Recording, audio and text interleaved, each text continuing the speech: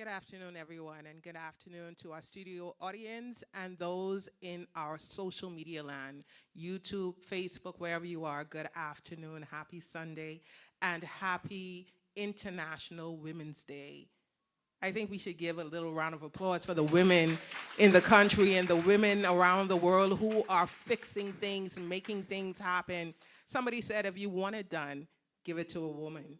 I don't know how the men feel about that, but I'm just gonna put that shameless plug in.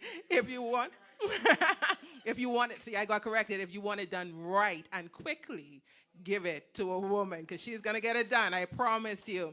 We are here today in the headquarters of the Coalition of Independence, and we are excited about information and education that is going to be done today. I don't know if you realize, but we are a nation in crisis. There's so many things going wrong in our nation at this time. We have sprung forward today because this is springtime and we have sprung forward. But we need our country to spring forward into the promise that lies ahead with the Coalition of Independence. I know, I'm not going to say I believe. I know that the Coalition of Independence is the government of governments for the Bahamas. I don't know how you feel about that, but I believe and I know with all of my heart that when we stand and when we are sworn in as the government of the Bahamas, things are going to change in this country. We don't want a 360, we want a 180, because when you go to a 360, you go right back to the point where you started, but a 180 turns you in a different direction than you were in. And in this Bahama land, we need change. We need change now. Today, we're going to have conversations about our health care, which is in crisis. We're going to have conversations about immigration, which is in crisis in our country. As I canvass my area in Garden Hills, and if you didn't know, I am S. Aisha Claire, the ratified candidate for Garden Hills. Garden Hills, it's your time. Garden Hills, I see you. Garden Hills, I hear you, and it's your time to rise. We are rising as a nation. But as I was saying, as I walk and I canvass the community of Garden Hills and other communities that I have canvassed already, the cry is for immigration. Why are we second-class citizens in our country? Why are we not getting the things that we need, the necessities that we need as Bahamian citizens? Why is it that we're selling passports like candy?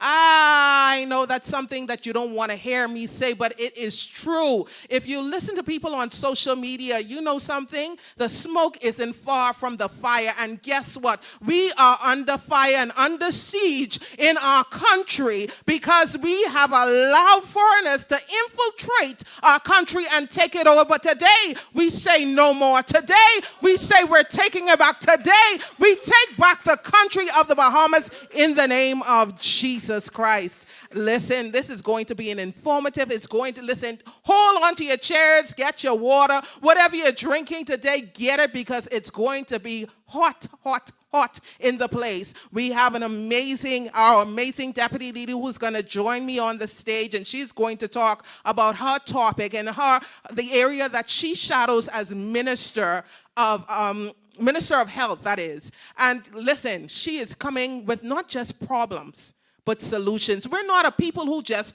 promote the problems. Oh, this is happening and that is happening. We talk about solutions and how to resolve it. And if you would listen, PLP and FNM, I'm so sorry I have to say this. If you would listen, you would put things into place now so that people can see and feel the change, not April 1st.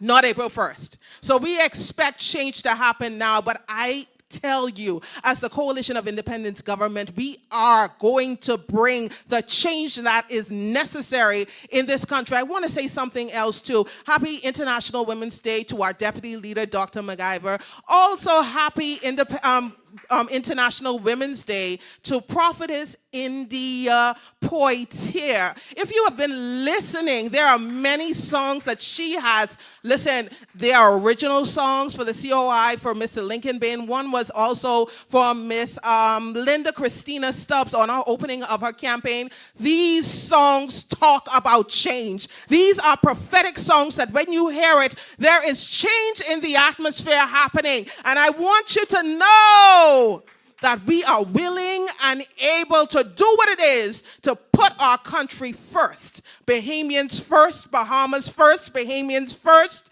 Bahamas first. Amen. Amen. Without further ado, I want to invite the beautiful Dr. MacGyver, our deputy leader of the Coalition of Independents, to sit with me, and we're going to have a conversation, yes ma'am, welcome, about the crisis in our health care system. She is so full and she's so ready. I'm just going to let her go. Dr. MacGyver, welcome. Thank you for coming and sitting with me. You look beautiful as usual. Thank you. You're very so welcome. Do you. Thank you so much. Always Thank you so much. Very glamorous, isn't she? I tried. So do you like this new time? I love the new time. You know why I love it? Because now we can go out and we don't have to be saying good evening and it's night. We can say good evening and we have some light out there and we can reach more people. Yeah. We can reach more people. Everybody have their favorite time of the year, but Yeah. daylight saving time is my favorite time.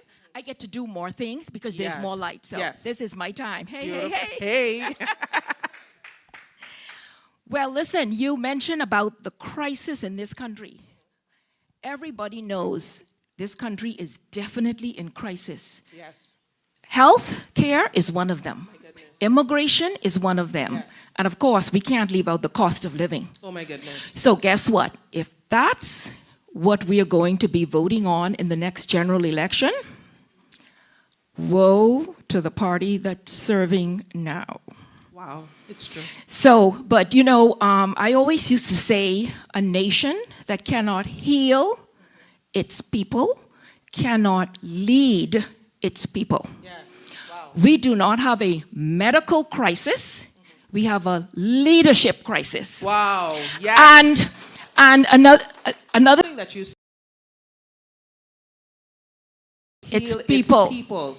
It reminds me of the body. If the body is unable to heal itself, because it's supposed to do that, Exactly. it's a problem. So obviously we have a problem in this country if we are unable to heal and help our people. This is a conundrum. What are we going to do about this?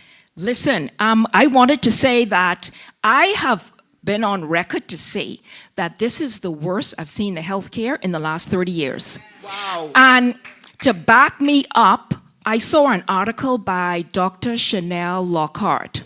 I wrote it down. She is the Consultant Physician Staff Association president. And she, was very guarded, but she had to say what she had to say. And she said this is the worst she's seen in the healthcare in 22 years. Wow. Imagine she is the Physician Staff Association president. Can you imagine that? That's crazy. She mentioned that the hospital was understaffed, under-resourced. She said that it lacks supplies, which we all know. Yeah.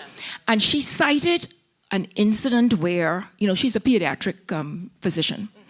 She cited a situation where a little girl came in and she had something in her nose, lodged, and she needed a special instrument to take that out. Wow. Do you know the hospital did not have that instrument? How is that possible? Do you know exactly? How is that possible? Wow. You know what she had to do? She left what she was doing, went to her private office, got the equipment she needed, and came back and helped that little girl. Wow. That we should not be doing that in 2026 no in the new world. No Something is definitely wrong. Yeah. So listen, when COI get in the chair, I'm going to have a scalpel blade. A surgeon's scalpel blade. Yes, I'm going to delicately cut away parts that we don't need. Wow. And there's a lot, I believe there's a lot of wastage in the hospital. Yes.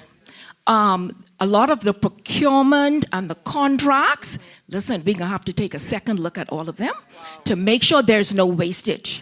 And so I'm going to carefully dissect everything. And you did say it takes a woman, right? There you go. It takes a woman. And on top of that, my mother taught her girls, and everybody know that, we're pretty good entrepreneurs. Yeah. She showed us how to take $1 and how to stretch it into $2. Wow. And I know a lot of single mothers are listening to me right now. Yes, and yes. I know you just have to take that dollar and make it look like $2. And so Don't mind me, I know how to do it. Wow. One time I had my property and, I had to landscape it. And when I got the bill for landscaping, it was $250,000 to do what I wanted to do, just to landscape. So what I did was I got my gardeners and I went into the field with them. And instead of doing everything they said, we started with the sprigs of grass. I was helping them. Here, you take this, you put it in one by one, and I did that. So you have to do what you have to do to make ends meet, but you have to do it right. Yes. And it has to be done. So let me tell the people what I would like to do. I have a few notes here I wanted to make mention of. Go right ahead. Most people know things that really bother them about the hospital. One of the first things is when you go to accident and emergency, they always say, oh my God, I have to be there for 24 hours before I'm seen. I have a question. Go ahead. Is there an accident and emergency right now? Yes, they said it's now completed. Okay, okay. But the wait time is still too long. That is one of the low-hanging fruits that I am going to take care of. So when you walk into that accident and emergency, and I'm going to be there and I'm going to watch everything myself to make sure it's done. When you get in there, the triage, everything is going to go like clockwork. 1, 2, 3. And I believe that you shouldn't wait no longer than an hour to be seen in an emergency situation. Yes, absolutely. Yes. I had somebody call me up the other day, say that, this is happening in the RAN as well. She had an accident. They went in at 4 p.m. in the afternoon. 1:37 a.m., nobody saw her yet. No way. She left at 2:37 because no doctor had came. She went home and then they went back the next day. That is ridiculous, and Bahamian people, if you're listening to Veronica McIver, I will put an end to that right now. Yes. One of the things that I will do is ambulances. We still have a lot of complaints about ambulances. Now, this present administration bought some smaller ambulances that were not really suitable for Nassau, but they're using them. But still, people are complaining that when they call for an ambulance, there's none available. So I'm trying to figure out, you just bought 15 or 19, so what's happening to it? I was told previously, before they brought them in, that they were not maintaining the ambulances. They were not maintaining, and that's a problem that we have at the hospital. Maintenance is a big problem. You agree? Yes, yes. Listen here. So the people on the island, I just want you to know, for me, that is a low-hanging fruit. We are going to have ambulances at all the outposts, wherever the clinics are. Yes. There's going to be an ambulance. Y'all agree? Yes. I've said it multiple times. An ambulance should reach its destination within 5 or 6 minutes. Now, give or take, 15 minutes is still acceptable or adequate, but 5 or 6 minutes is ideal. And so we don't want the ambulance on those Long Islands like Eleuthera and all those places like that in Long Island to take an hour to reach where they're going. That is counterproductive. That is not what our people need. Not in 2026, man. Yeah. We're going into the new Bahamas. Hey! Yes! I have a question again. I'm going to just throw these in time after time. But it happened, I think, in Exuma.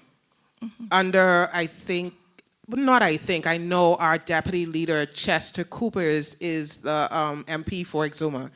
And someone actually died because there was no light on the runway. There was no... Yes. How do we address it? One, and my condolences to that family. It's nothing we can say to take away your sorrow, but we indeed, from the Coalition of Independence, extend our sympathy towards you and your relatives at this time of bereavement. But how do we make sure this does not happen again? You're talking about ambulances and all of that. What do we do? Well, like you said, we're sorry for the family that happened to. That was very sad when I heard that. Yes. And that wasn't the only time. We had heard another story where the cars had to line up to form lights on the airport. Unacceptable. When are we going to get it right? Yes. When are we? First of all, we're going to have helicopters that can bring people into the capital in case of an emergency. Yes. The other thing that we are going to do, it may not be a low-hanging fruit, but it'll happen after several years. We're going to try to do mini hospitals on some of the neighboring islands. Okay. So that if somebody have something like heart attack, we should be able to handle that in the mini hospital. Yes. Only like they have to be airlifted if it's a traumatic injury to the brain and you may not have a neurosurgeon on staff. Right. But the basic stuff, man, we need those people to be treated right there on the island. Yes, and so that is going to be our medium range goal. Yes. But short range would have to be a helicopter to bring them in quickly. Yes. That's excellent. And with the helicopter, you don't necessarily need the runway. They just lift up and come. Doesn't that make sense, everybody? Vision. This is what we're talking about. Vision. Yes. And another thing, too, I would like to talk about is machines at the hospital. It is so bad. I had 2 patients in the last 2 years. I feel so bad. Those are the ones who reach me. Imagine the ones who I don't talk to. These men have problems with urology, and they had a stent put in, and it was never removed because they don't have a laser machine at the hospital. And so these men are constantly going back over and over again. They're giving them antibiotics and pain medication. Now a lot of these men are bleeding. Wow. And one guy is so bad, he's in a wheelchair. Hold on, I have a letter from one of them. Let me see if I could find it. No problem. And while you look for it, I was on social media, and this lady, she said that she was in the emergency room. She came in 11 a.m. and 11 p.m. that night, she was still not seen. What are we doing in this country? We're here to fix it. Okay, this is a story that was sent to me by Joey Pratt. Okay. It says, Bahamas, tell why, well, some grammatical stuff. Us, as Bahamians, have to die or go to different lands to get good medical care. Are we not worthy? This is my story. I was sick in 2016. They had to put a stent in my kidney and bladder. A stent should be changed every 6 to 8 months, but our service was different. Mine has a nerve Ben Jans, I'm trying to read his handwriting, okay? From 2017 and onward. Now it is slowly working me out. I am in pain all the time, having infection all the time. When I get over one, it come back stronger. When is someone willing to stand and help me?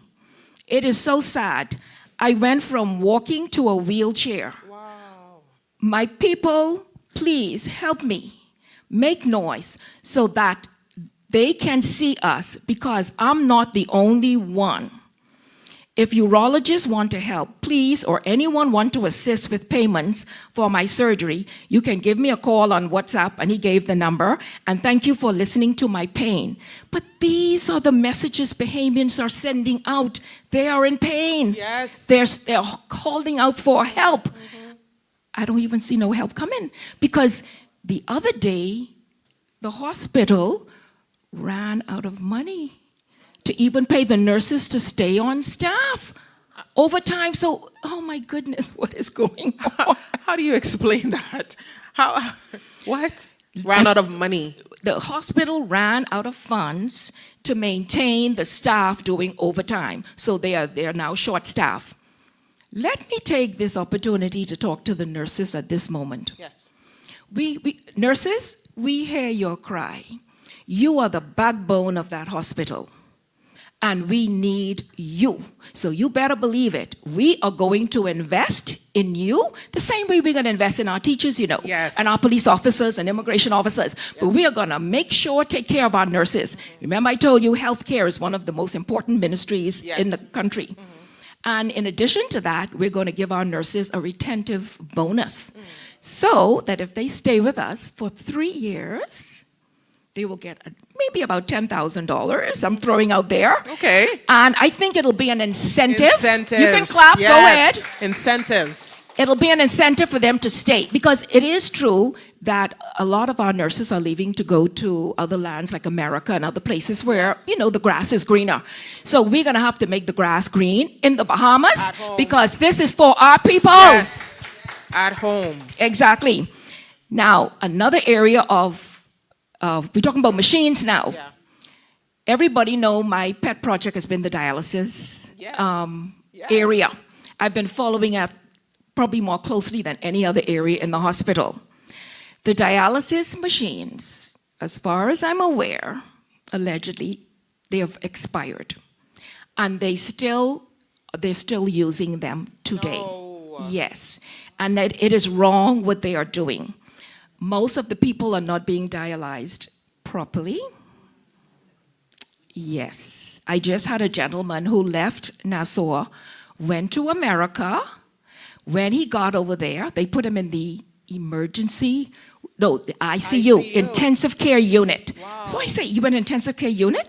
They say, yes, doc. The last time you saw me, I was a walking dead man. I said, what? He said, if I didn't come over here, I might have been dead. So I say, well, what happened? What did they do? They dialyzed him, and he couldn't believe that how much amount of liquid they took out of his body. Because, a dialysis patient, it has to be balanced just right. They took 1 gallon of liquid out of his body, and it was all around his lungs and heart. Oh, my goodness. And he probably would have died.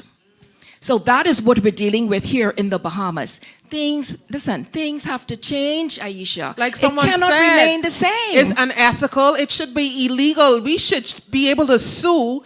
Our people are suffering so much, and there's nowhere to go. Exactly. There's nowhere to go. We're not getting relief. And people are just thinking, because you hear some people, we're doing well as a country. But it's not everybody. What country are you living in? You must be under a rock, because people are going to the hospital. People are dying before they're seen. You can't live because the food prices are out of the roof. And gas prices and everything is up. Can we fix our nation, please? Listen, I come here to tell you all the stories, right? Tell us. And y'all want to know about these stories, what's going on? Listen, with the eye, we have a lot of Bahamians who need eye surgery, just something to do with the eyes. They had a program in Cuba.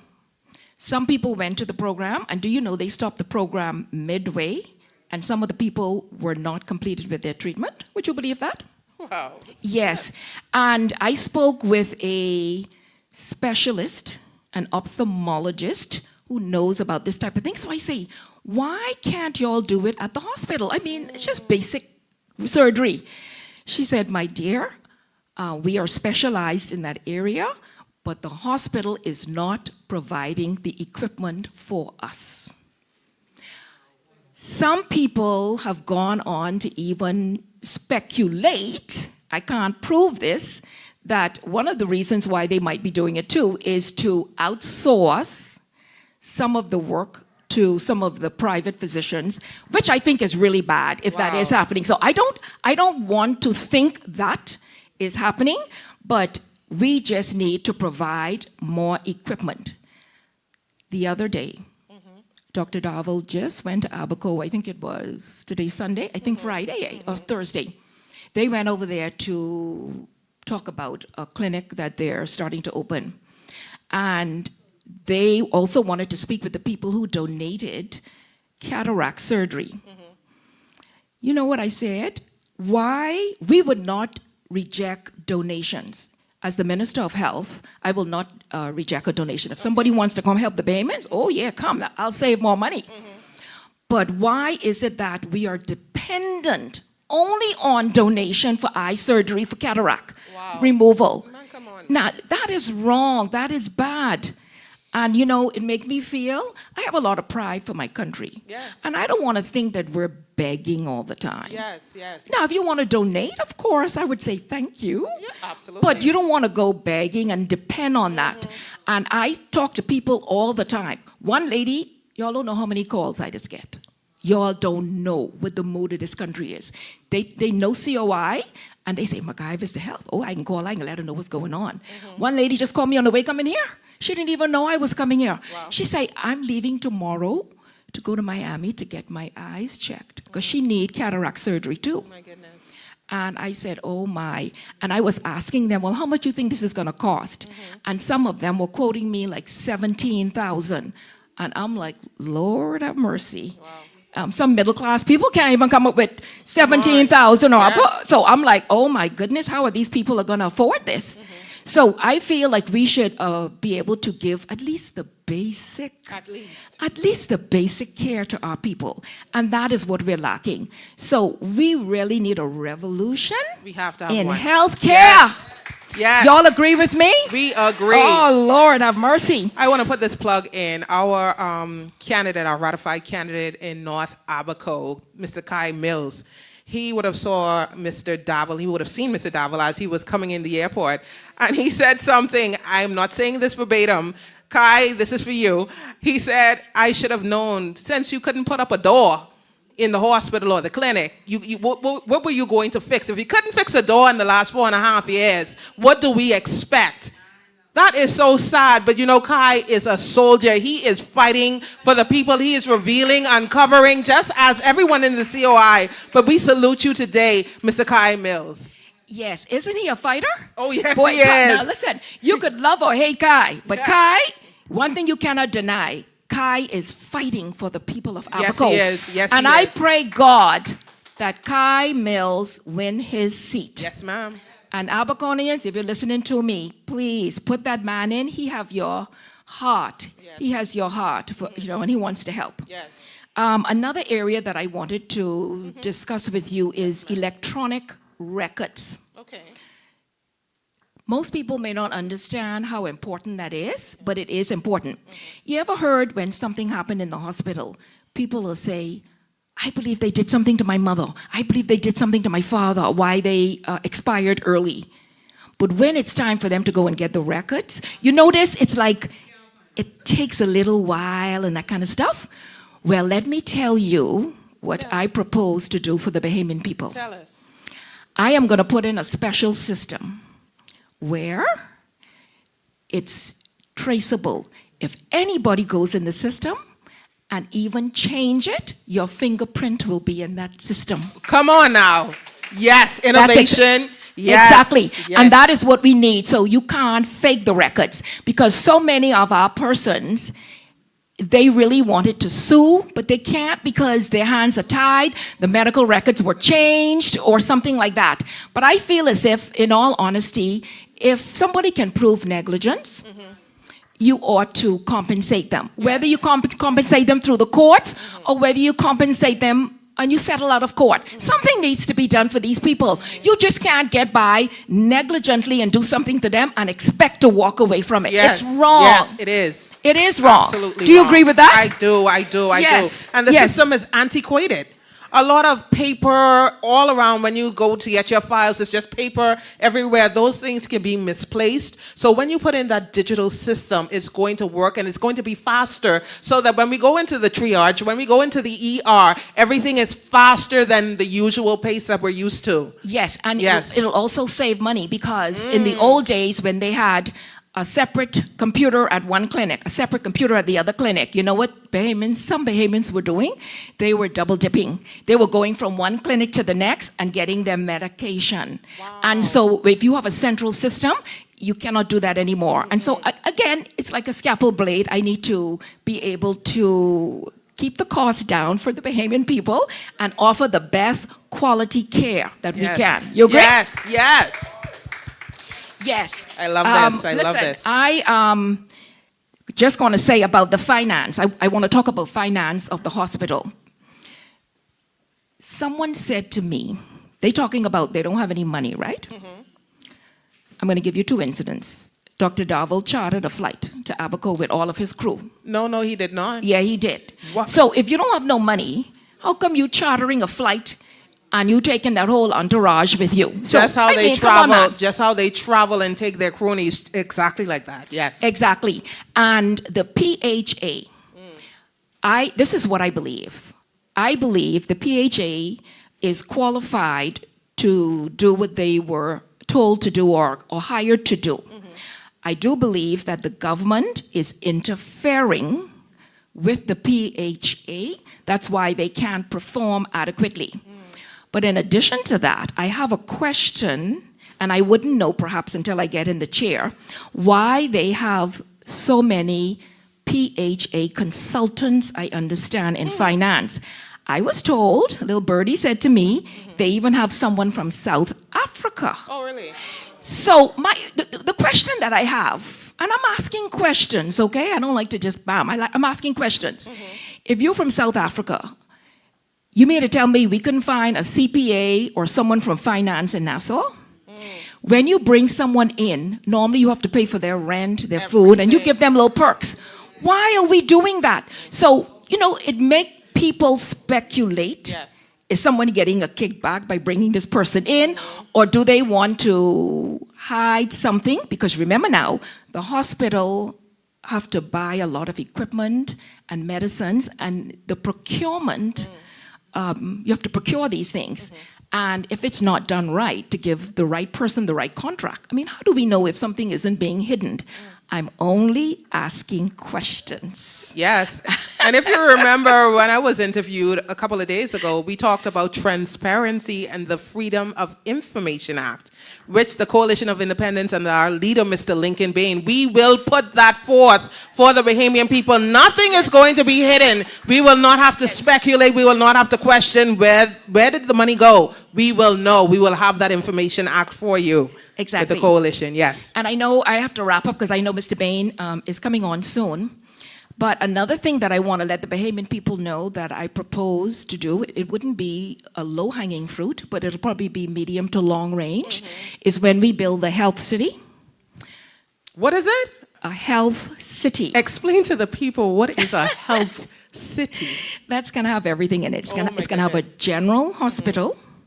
We're going to have a state-of-the-art labs, a naturopathic and holistic center, a wellness center. Everything is going to be there. And remember last time I said we're going to bring Sandaland. You tease me when I say Sandylands, or is it Sandaland? Sandalands for our Bahamian people, yes. We're going to bring Sandalands down to be a part of the health city, and we're going to rename it. Thank you. Yes. So that's what we plan to do, because the stigma of mental health has to be done away with in the Bahamas. Yes. And so that is what we see, medium to long range goal. And in that health city, the general hospital, it's going to be a smart hospital. Come on. Now, some people may say, well, Doc, what's a smart hospital? A lot of you have smartphones sitting in your hand. That's right. You could press a button and pop, pop, pop. You could Wi-Fi, you could Bluetooth, you could do everything. So guess what we're going to do with the smart hospital? The example I gave last time was if somebody have high blood pressure or they had a stroke or something and they went into the hospital, when they are released, the doctor could give them a blood pressure cuff. They can take that home with them. They can take their blood pressure every morning. The blood pressure cuff will have Bluetooth on it. Come on. So that when they take it, the measurement, the reading will upload to the hospital's computer. Okay. The doctor, when he comes in lunchtime or whatever, he'll look at it and just scan to see what's going on with this patient. If everything looks normal, he wouldn't say anything. But if he sees something look a little bit unusual, they'll pick up the phone and say, Mr. So-and-so, I need you to come in. Yes. So guess what? Proactive. Yes. And guess what that'll do? Imagine having to go in your car every single day, finding a ride, because some of our people don't have a car. They can go to the hospital. They have to catch on the bus and everything, and it might be raining. Imagine having to get in a car every single day to go get your blood pressure taken. Think of the gas in your car. Remember, now we're trying to save money. That's right. Remember, I already told you I could take $1 and I could stretch it into $2, right? Into two, yes. All right. So that's what I would like to see in a smart hospital. Everything, and even when you come into A&E, there may even be digital robots there who will assist you in doing certain things. Could you see it, Bahamians? Could you see it? I can see it, Yes. And then last, before Mr. Bain come on, I just want to say to the people on the family islands, I hear you, I feel you. We are going to help you. No longer are we going to have those people driving to the morgue on the back of a truck.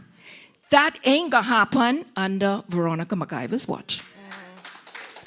I have something to Yes. ask of you. Yes. Could you share about the specialty hospital that they are proposing or they are building now in, I don't know exactly where the specialty hospital is, but could you explain again, because we've been doing it for the Bahamian people, what exactly is this specialty hospital? Could I go if I have a cold or a flu or a respiratory problem, or what is it?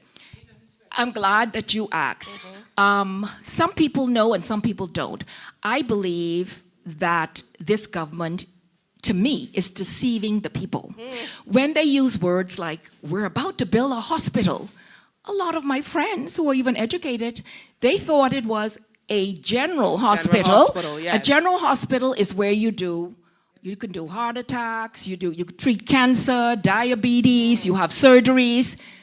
That's a general hospital. That is what we really need. Yes. What they're getting ready to do in that area in Fort Charlotte is a specialty hospital where they will be delivering babies. It's women and children health.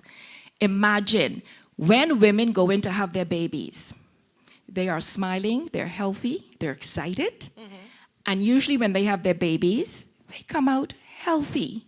They are healthy women going in and healthy coming out. Right. Very rarely you will have, an emergency. We need to treat the sick people in Nassau and in the Bahamas. Yes, we do. Imagine how many people have cancer.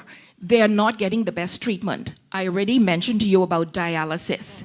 A lot of people are dying in the dialysis unit. As a matter of fact, last year, I got a statistic that there were 7 deaths in 1 month in the hospital, in the dialysis unit. Wow. And when you do the statistics with all of the private dialysis unit, you may get 7 for the entire year out of all the other offices. Yeah. So my point is, you see what's going on? Something is wrong. So this specialty hospital that they're saying, they may put in a blood bank, they say. They're talking about maybe putting in some x-rays, putting in a morgue, but and they may have like a little emergency room for little minor stuff. But at the end of the day, it will not treat the men of our nation. That is wrong. And it will not treat you if you are ill. Let's say if you got in an accident, you get a broken leg or a broken arm.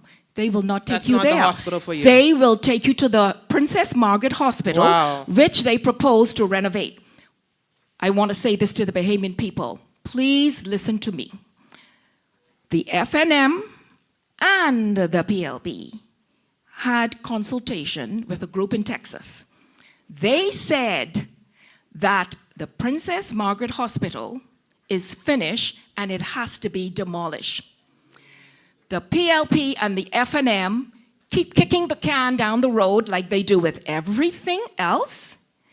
And now we're stuck with that hospital the way it is. It has mold in some areas. The pipes are leaking. Listen, that hospital needs to be demolished. And they're talking about renovating that and building a specialty just for women to have babies. Now, women, don't get me wrong. I'm a woman and I love women, and I believe that our women should have the best. But you said something. Our women. Yes. Because if you notice, a lot of our women are not on the maternity ward. A lot of our Bahamian women are not having babies at this time because the economy is too high. So it's not our women that we are treating in our country. Hey, I didn't say anything. I let her say it, I right? I did. You get the wink, wink. Yeah. Yes. And so I think it's time that we have a major healthcare reform in this country, honestly. Yeah. It's one thing I want to ask you about. Another thing, every time I look on Facebook, somebody needs blood. I don't know if anybody else noticed. Like, somebody needs blood. They are appealing to the public to give blood, give blood. What is going on with our women or us in this? What are we not doing that we should be doing, or we're not educated on that we should know? Because is everyone in the Bahamas anemic? What is happening? Where's the blood going? No, all hospitals should have a good supply of blood, and all hospitals have to routinely collect blood. Blood cannot sit too long because Okay. it can expire. So you have to constantly be having people come in. The problem we're having is we're short-staffed, they're not soliciting blood as they should. I know for me, I will make sure that we have community projects where people are incentivized to give blood. They, traditionally, you're not supposed to pay people. They say it's unethical to pay people for their blood, but there are ways that you can incentivize and motivate Yeah. people to give blood. Y'all agree with that? Yes. And that's exactly what I will do. We have to keep the cycle going so that we have a full stock of blood supply at all times. No one in our country should die because they didn't have enough blood. Come on. That is ridiculous. Come on. Mr. Bain, are you ready, ready? sir? Are you ready? Are you ready? I could tell you. I Go usually, ahead. me and him always have a joke. People know myself and Mr. Bain. Tell me. Whenever I go anywhere and I give a speech, I usually limit it to 5 or 10 minutes. Everybody, with the sound of my voice, you all know how Mr. Bain is. No. Mr. Bain could stand up for 3. 3 Yeah. 3 hours unscripted. Yep. Unscripted, and talk. And let me tell you all something. That is a gift from God. It is. That is a gift from God. It is. If you only could rub some of that gift off on me, whoo. No. We like you, the time stickler. We love that. We can't have 2 of Mr. Bain. No. Yes. But I'd say this. I was in another country, and unfortunately, my blood count was very low, right? And they were able to see that immediately with just a prick or something like that. And what they did was they didn't have the blood type in the hospital. So what they did was they called the next hospital. They went into its system. And it was so amazing. They just went into the system, called the hospital where they saw that they had the blood. They brought it by helicopter to the hospital I was at. And I had the blood, I had the plasma, and I had the iron because, dealing with low iron, that happens. But I had that in less than an hour. Wow, see, that's what I'm talking about. Efficiency, that's what we're I'm talking about. Isn't it? That's what I'm talking about. Yes, we need it. Wow, and speaking about that, even you all know that cancer of the breast for women is very prevalent here in the Bahamas. Yep. We're probably almost number 1 in the world. Yes, ma'am. And that's another investigation we need to do, find out why are women getting so much breast cancer. And last year, I don't know if they have the machine up now, but I sent someone to the hospital to do a mammogram. And they told me that the mammogram machine is down, and they didn't have money to go privately. So that's what I'm saying. And then when I called them back, they said they told them that it was down for 9 months. You know what? I can be honest. That bothered me to know that you don't even have a mammogram, and our number 1 disease here is cancer of the breast. Come on, man. Listen, we need to do better. So COI will get the job done. We will fix it. And we will put a woman in charge. There you go. Mr. Bain, you're welcome, sir. You're welcome to come. You're welcome to come, sir. We invite you to come. You can sit along with the women of the Bahamas. Yes. You want me to stay here? Or? Yes, we want you to stay. You're a part of the conversation.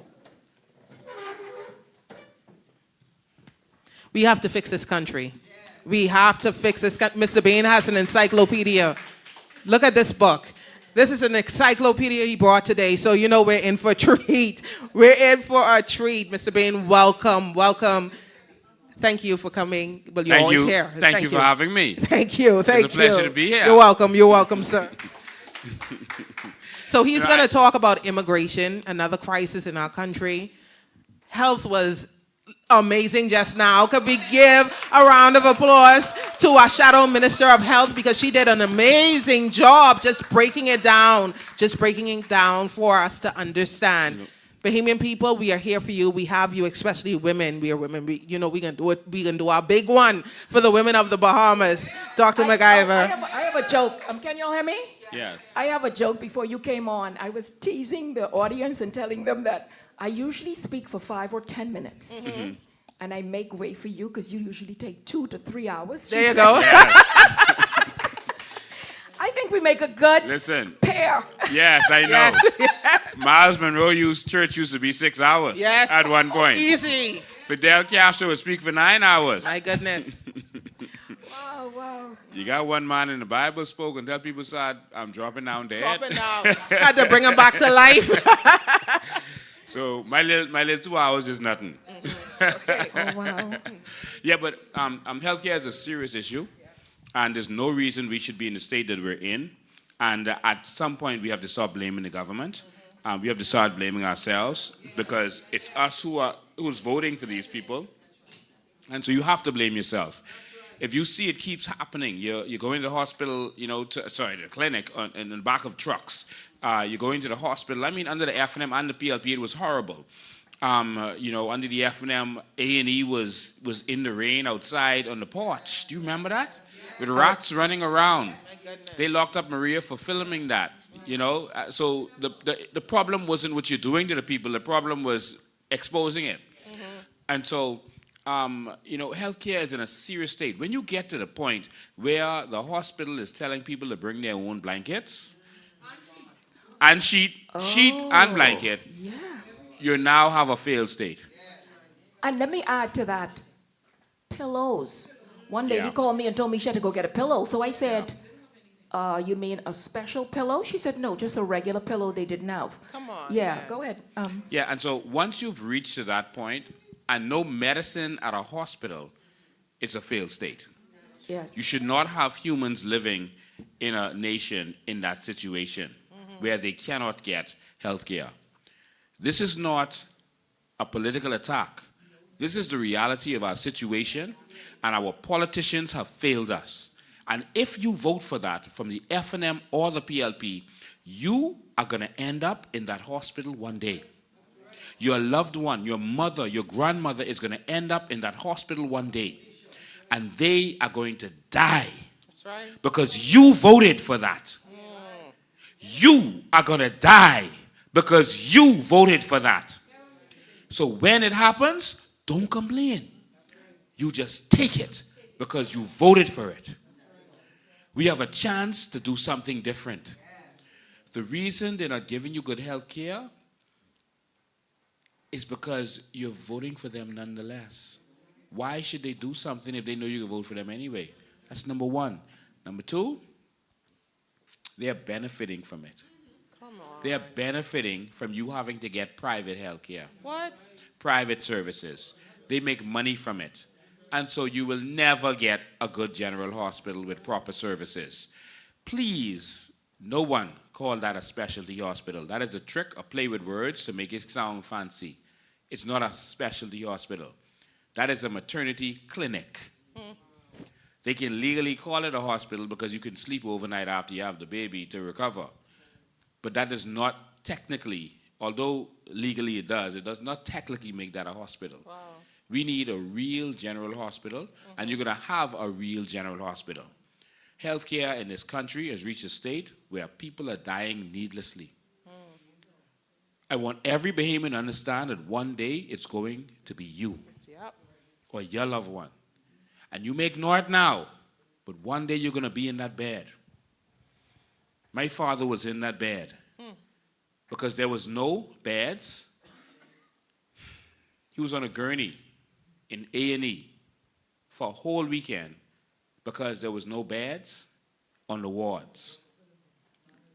Partly because of the failure of this government and partly because of the immigration crisis. My mother was on a gurney in at A&E. Hubert Ingram's mother died waiting for service at A&E with chest pains, had a heart attack. The prime minister, the sitting prime minister's mother, was in PMH A&E and died. Wow. In A&E, waiting to be served. And he did nothing. And so We got to do something with our country. Yes. As you know, as our able deputy said, the last administration, you had a health minister who was a doctor and a prime minister who was a doctor, and we did not move forward at all in terms of healthcare. Disgraceful. We have the plans for healthcare that's going to transform this country, and it's doable, and we know where the money's coming from. So people say, okay, you're always talking about natural resources and that kind of stuff, and some people believe in the natural resources, some don't. Some still believe in what the politicians have been lying to them and telling them all these years. But I will say that we have all kind of programs to assist with this. And one of them I've given recently on TV, and that was that we're going to add a $50 insurance to every tourist who's coming here. You're going to get an insurance. Now, I know that sometimes when you buy your airline ticket, going to the States, sometimes when you rent your car, they add an insurance to it so you're covered while you're in the country. Yes. And so, with the airline ticket, there's a one-time fee, but with the car, they charge you every day. Yep. You know, they could charge you $30-something a day, $47 a day for your rental to make sure that you not just covered for the car, but covered for you. And so this is norm. This is the norm. So if we charge us mere $50, their cruise ship might go from $750 to $800. That's no problem, because now they know that they'll be safe if something happens to them. And they'll almost never need that service. The cruise ships will love that. They will love the security to know that they can be airlifted back to the States to get good health care. Or once our healthcare system is built, they can get free healthcare here covered by their insurance. That would be, and I use the number 10 million, because there's really 12.5 million tourists coming, but let's say it's 10 million, just for easy understanding of numbers. 10 million, $50, that's $500 million. That goes a long way towards financing your hospital. Yeah, that can go a long way. All right? And so there you go. All right? The hospital we're planning on building is going to be almost $1 billion. But of course, this is going to be a serious investment. That's going to be a health city that's going to build health tourism, where persons come to us for health care, for proper health care. We almost had that during the lockdowns. A company wanted to bring a health city to Grand Bahama, and our government blocked it. Twin Sands them blocked it because it was going to take money out of their pockets. That's right. These are people who won't come back in government, you know. They blocked what could help you because it would hurt their pockets. Crazy. But there are people with red shirts on. And so they built it instead, the company built it in the Cayman. Now our politicians and our doctors go in the Cayman for cheap, good, efficient health care. Think about that. Yes. That could have been people in Cayman coming to us, Jamaica coming to us, all over the region coming to us for good health care and making money from it.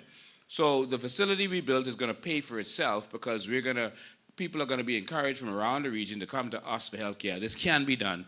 It will be done. And we got the right person in place to get it done. Yes.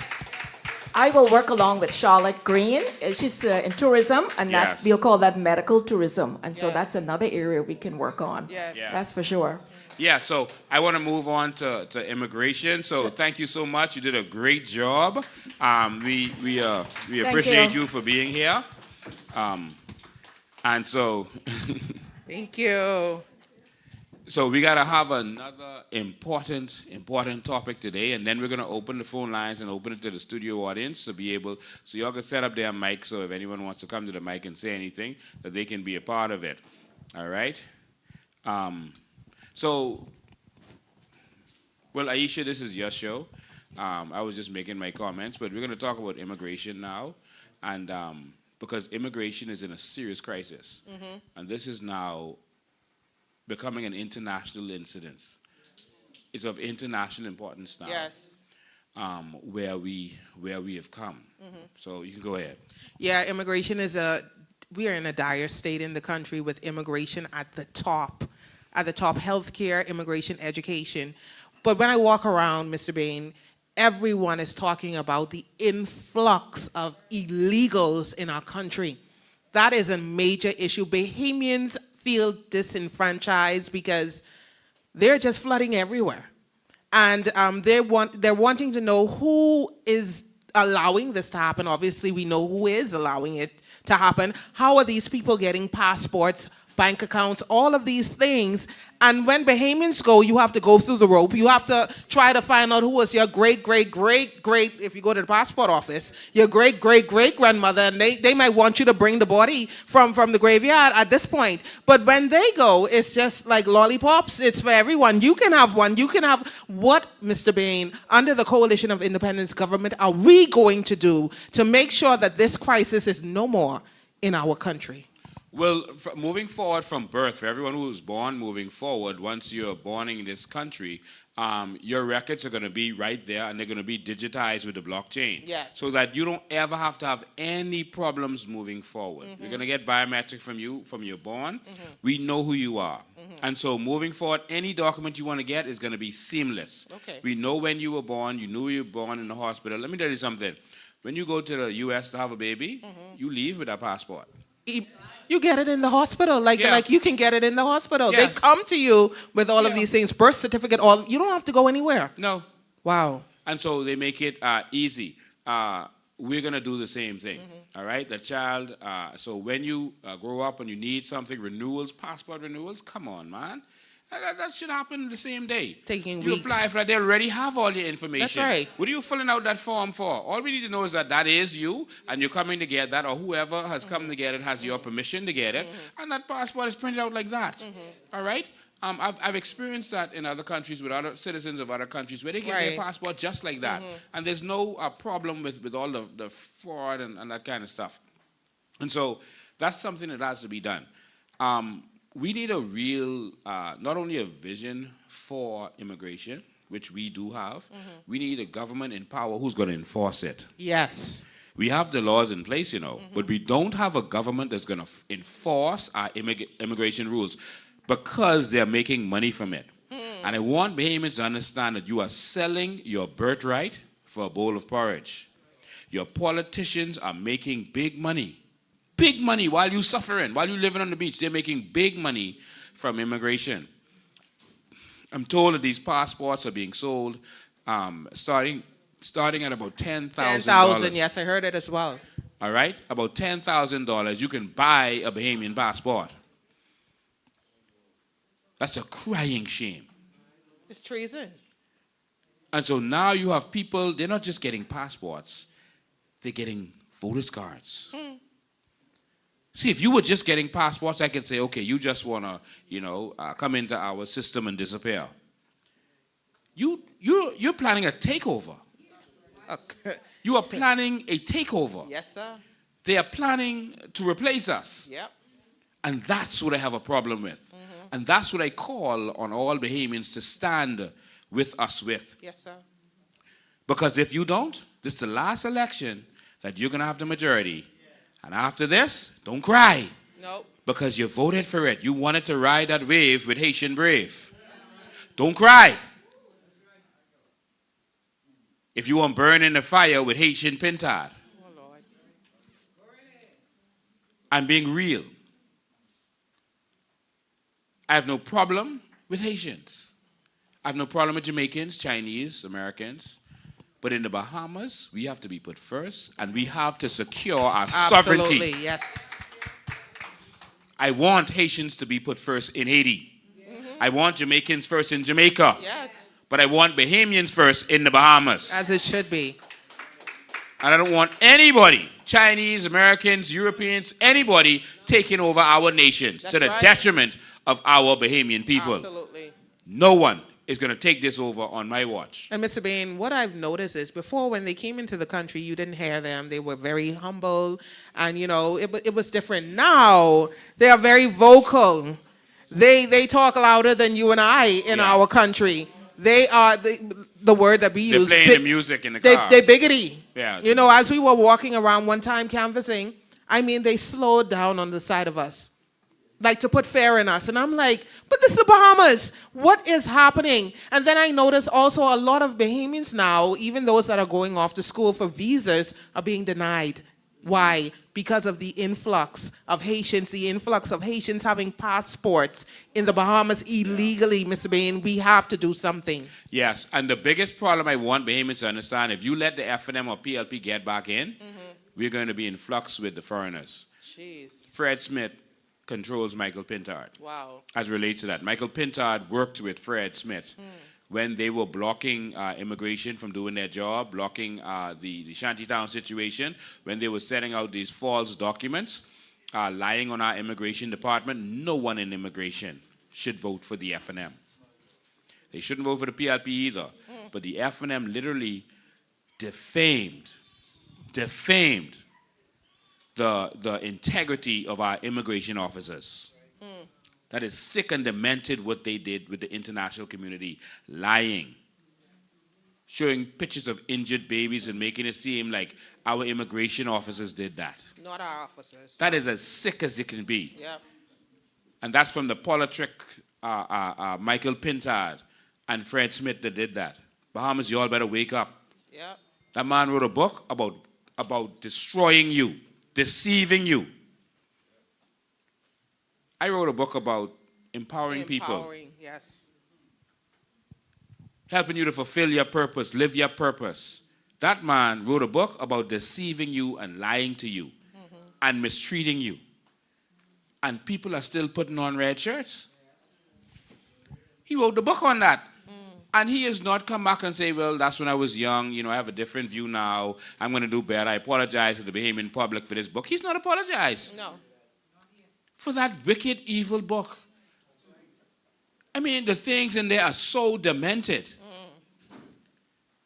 And you can see he is doing it in real life. Well, in any event, this is the National Development Plan. Every country needs a National Development Plan. The first thing that blew me away when I went to China was that they had 100-year plans, 50-year plans, et cetera, et cetera. They plan for the future. Right. All right? They have real plans, and a lot of countries do. And the reason the IDB forced us to get a National Development Plan is because we keep coming borrowing, and this borrowing thing ain't gonna work. And so you can't keep borrowing and don't have a plan. Right. You're borrowing because you don't have a plan. Borrowing for everything is not a plan. That doesn't make sense. So even the IDB that is benefiting from it is saying, listen, y'all ain't making no sense.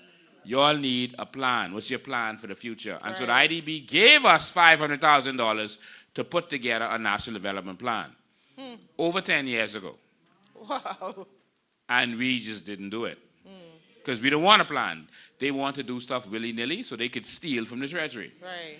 And so the reason I'm pointing you to this National Development Plan is because I wanted to see what their plan is for immigration. I bet you didn't think of that. So on page 460, yeah, I got this old book almost memorized. There you go. On page 460 of this book, Evidence. they talk about immigration and their plans for immigration. Y'all want to hear their plans for immigration? Absolutely, please. Please. And when you hear this, it's going to be much more urgent for you to vote for the COI. Let's go in this book. Those who are online, it's going to be up on the screen for you digitally. 460. Wow, I opened up straight to it. He surely did. He did. 462, it starts right here.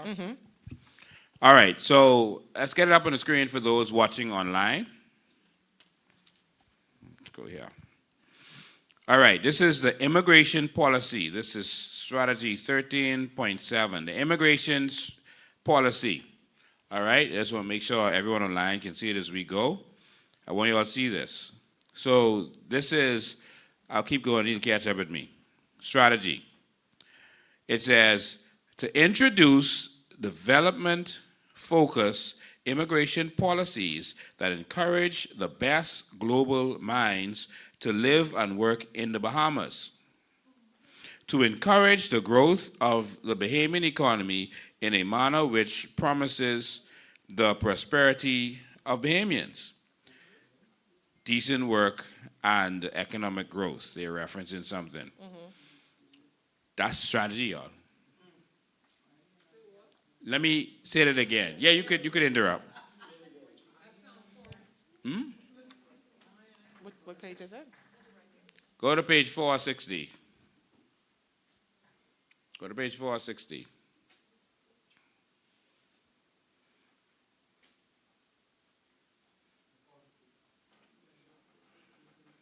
It says 432 on the screen. Go to immigration or search immigration. And that's what they're showing? Well, that's the document they sent to me. That means they don't have this organized properly. Do a search, and then search for immigration. Yeah, that's it there. Yeah, 460.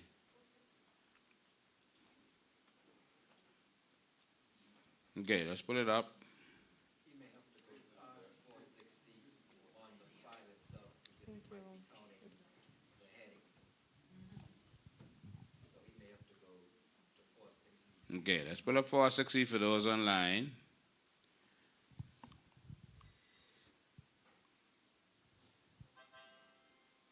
There we go. Let's look for immigration. There it is. Okay, so I'll go based on what's behind me. Since we got our digital board, our classrooms are going to have big digital boards that our teachers can write on, touch on, and do everything digital. Chalkboards, that's so 1600s. Yeah. How did it change yet from the 1600s? Antiquated, yes. And so we got real boards they could come and touch and do whatever. You ever watch CNN? Yeah, that's what our teachers have now. Yeah.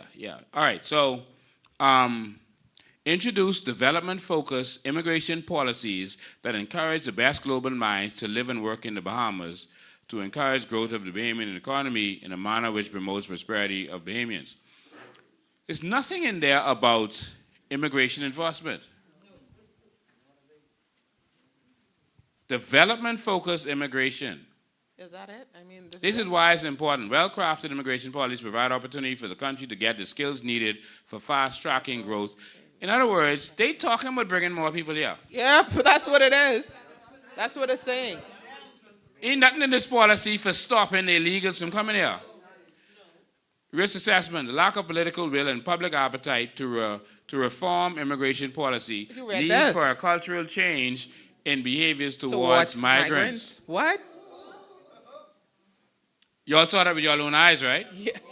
Need for a cultural change in behaviors towards migrants. Listen to me. Y'all know I normally up 3 o'clock in the morning doing my work and research and stuff. And let me tell you, when I read this, I thought I was sleeping. I said, this guy, I gotta be dreaming. This is like a nightmare. I was waiting for Freddy Krueger to jump out and come for me. Who's the author of the book? No, this is the National Development Plan that the government is coming together with a committee that includes other parties. They have access to join in with this. To be a part of this. Our Shadow Minister of Foreign Affairs is a part of that team. And we have another young man that we brought from our youth team to be a part of that. And so it's a good initiative. So I support having a national development plan. What I have an issue with is the plan. Now, they've asked us, because I think the greatest document to be produced in this nation is Vision 2030 that we produce. It's a real document. As you can see, this again is just a bunch of bullet points. We have a real plan. And they've asked us to use our plan in order to finish this plan, to fill this out. Oh, come on. They've asked us to use Vision 2030. All right? Now, come up. You want to say something? Come on. Our Shadow Minister of Foreign Affairs, Grab the mic. Mr. Grab the mic when you come in. Grab the mic. McQueen, Right here, Stephen right here, McQueen, right here. and our ratified candidate for Nassau Village in this lime green suit today, looking very sharp Turn on this mic, indeed. please. Come on. I was the sharpest fella in the house till you reach. And yep. Yeah, so it's not on? Okay, you'll be able to use mine.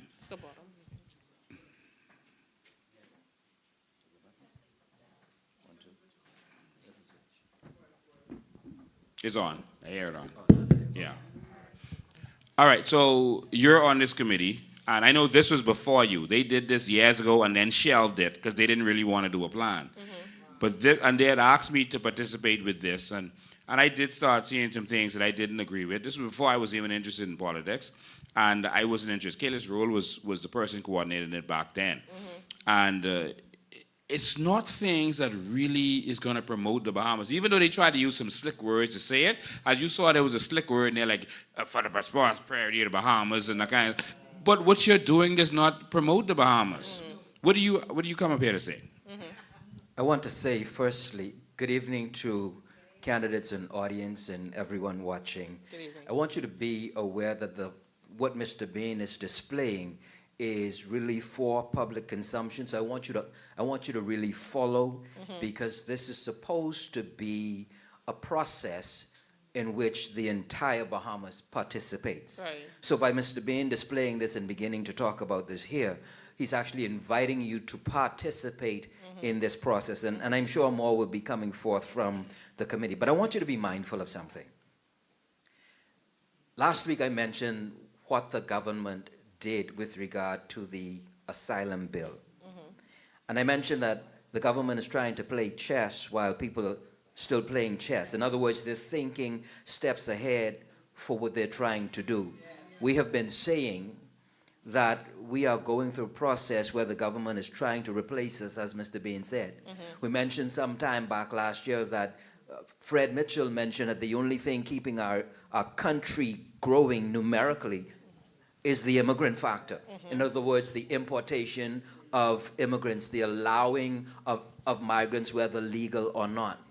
We mentioned the asylum bill that the government created, that the FNM and the PLP signed off on, which allows immigrants from all over the world, irrespective of their state, whether they're criminals or not, whether they're tied to criminal organizations or not, to pay to come this way. So they're not persons who are being trafficked, as Mr. Bain pointed out sometime before, if you were paying attention to some other lives. They are paying to come this way. They are therefore illegal migrants.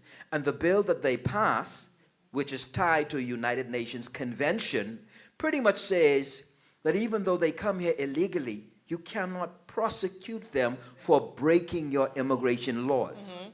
And that convention, if the PLP, if the government makes that law, that actually supersedes our immigration laws. Wow. It replaces our immigration law. It becomes the immigration law for our country.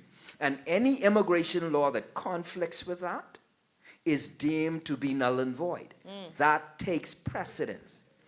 And so some of the things that Mr. Bain pointed out and that we were discussing across the airwaves in time passes, we would have to house them, we would have to protect them, we would have to provide them employment, allow them to open businesses, even if those businesses are the same businesses as yours, allow them to compete. We would have to fast track them for citizenship, allowing them every right that a Bahamian has.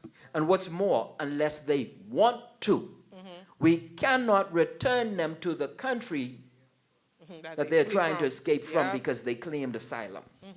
They claim the need for protection in the Bahamas. And that doesn't matter even if they were in another country when they made that claim. They get shipped here.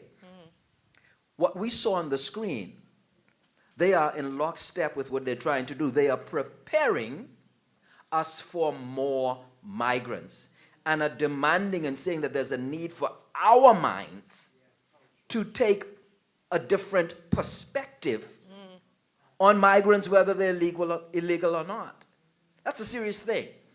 Because what they're essentially saying is we need to have open borders, which the Word of God does not support. No country can survive with open borders. Mr. Bain talked about Canada, and I mentioned some other countries that experience the same thing. We're talking about the possibility of macroeconomy collapse. Long story short, a failed state. Hospital services fail, financial services fail. Everything that you need for a functioning country fails because of an almost instant population explosion. Wow. And then we, in a supposedly democratic society, 200,000 adults become the minority because countries around us have millions of people. And no, we're not just talking about Haiti, which has 11.6 million people, Wow. Cuba that has 11 million people, Jamaica that I think by now has some 3.5 million thereabout in Jamaica. We're not talking about the rest of people all over the world who can come here in the millions. We haven't even talked about the flights that continue to come in Yep. every week from Haiti. This is not about Haitians. We have the problem with Chinese. We have the problems with other countries. That's right. But our biggest issue happens to be our next door neighbor, if I can call it that. How long would it take for 200,000 people to be outnumbered by millions of people who gain our citizenship? How will we be able to outvote them and their interests in a democratic society and stop them from becoming the government of the day, changing our language, changing our culture, and the list goes on. We're not trying to make you fearful. We're trying to tell you that we are facing a reality like we have never faced before. Yes. We are fighting for our very existence. Yes. This is not an immigration plan that prevents that. We need something more. Yeah, thank you so much. Well said, Elegant. Give him a round of applause. You know, the international community is reaching out to the COI, I guess, because there's no hope in the PLP and FNM. And he's been there, of course, with us as we've been meeting with powerful countries from around the world. I think even them want a new Bahamas. And so I want to take it back to where we were. This is dangerous. The last thing we read was an actual insult. That is not how this thing works. When you come to a country, you assimilate. That's right. The country doesn't assimilate to you. The country doesn't entertain your culture. You become that country's culture. A country is its land and borders, its people and its culture. That is what a country is. And so if other people come into your country and dilute your culture, you are not a country anymore. And so let's go back to that document, please. Class is in session. You see, the COI attracts intellectual people. And I don't mean academics and people with degrees. I mean people who want to see what's in writing. Intelligent people who want to actually learn stuff. And that could be the street sweeper or the mechanic. It could be the maid. It could be someone with a doctorate degree. The other parties tell you, you are just F&M, just vote F&M. You're just PLP, it don't matter what we're doing, just vote PLP. Loyalty. That's a cult. We are the only political organization, major political organization in this country that's not a cult. But what they do is they call us a cult.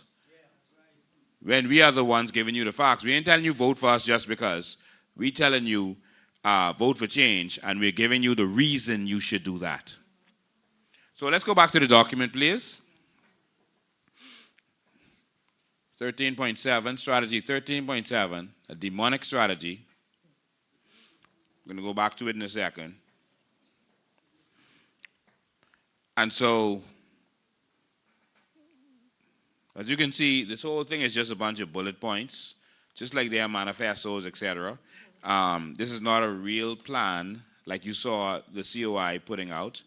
And we're going to put out the final draft of that, and it's going to blow everyone's mind, including short versions of it so you could digest it properly.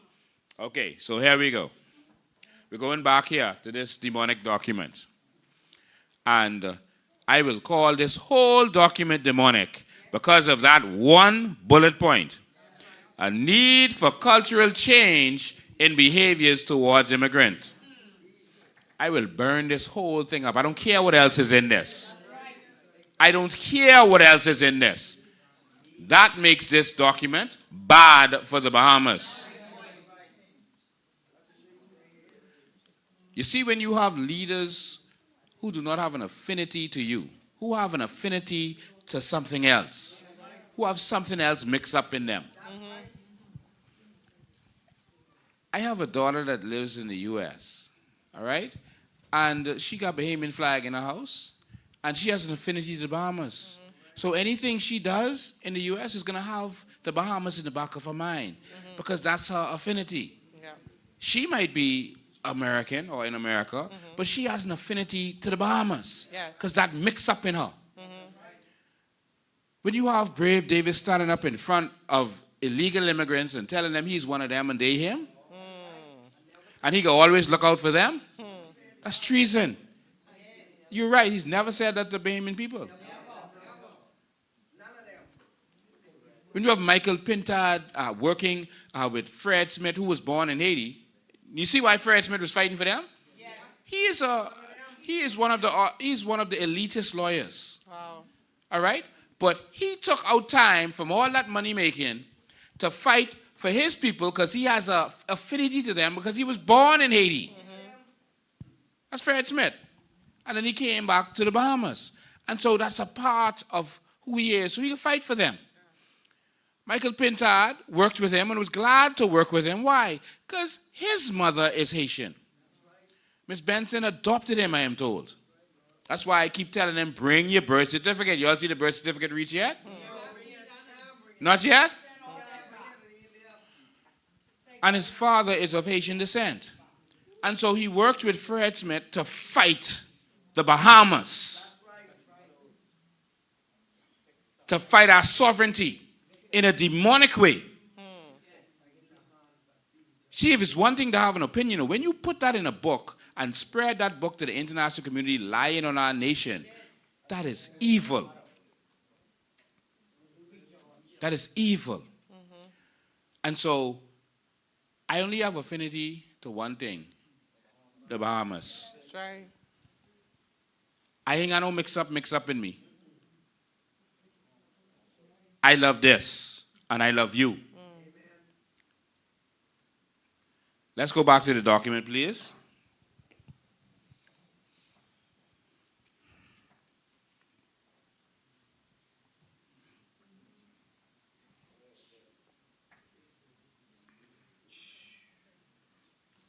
Okay, there we go. All right, so number of indicators of success. This is success for their immigration policy.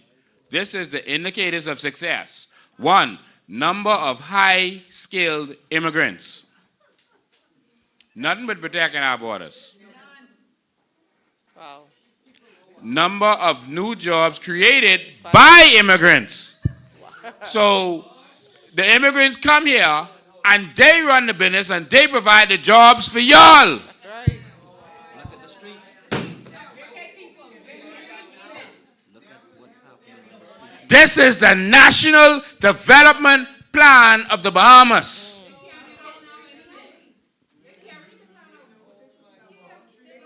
We need to burn this.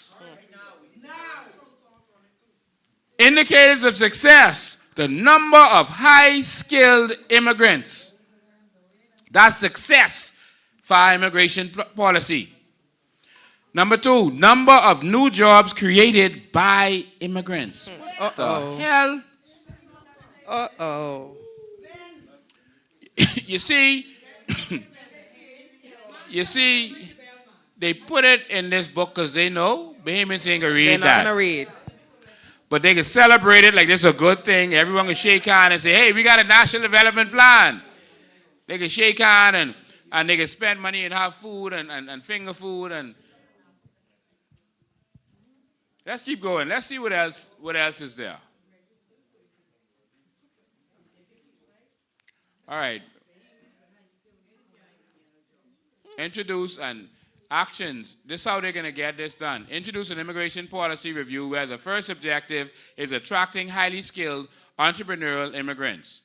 Those who can assist building the economy in determined industries such as ICT, financial services, innovative industries, etc. So let's go to the next column right there. Go down so I can see what the topic of the column. No, up. Sorry, go back.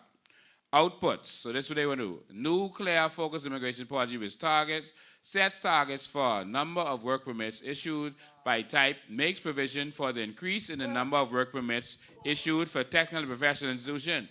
So more work permits. Outlines additional, so we ain't talking about educating Bahamians in those areas, qualifying Bahamians. We can get these professionals from overseas. It is our plan to get these professionals from overseas. All right? Go ahead. Remember that the government just last year signed a memorandum of understanding with the Philippines for the purpose of bringing in Filipino workers. Wow. Philippines of millions of people, 7,000 islands, bringing in more people, issuing more work permits. Wow. Their intention then is to ensure that immigrants are employed, are providing jobs, but they're not empowering Bahamians. So their intention is to empower the migrants. Yeah, that's what this document is doing. Yep. Next, outlines additional criteria for permanent residency, incentives associated with family island development. Incentives for them. No incentive for Bahamians. They're going to give incentives for permanent residency, especially associated with family island development. Example, provisions for minimum number of work permits associated with the investment of a specific size or duration in the family islands. All right, so procedure for processing of work permits clarified and mainstreamed, including the time for processing and the areas of focus. So they're going to get them straight fast. Study completed on the opening of the legal profession. All right, go back, open it up so I can see where we are. Let me see the whole thing. All right, that's the outputs. The outcomes. Highly skilled population. Hold on. The outcomes they're going to get from doing this is one, a highly skilled population, but not Bahamians. Nope. Do you see what's happening there? Yeah. The outcome is a highly skilled population, but that's from bringing in the foreigners to be the high skill, and y'all will continue to make beds and serve drinks. Wow. Not on my watch. Nope. Not a day like it.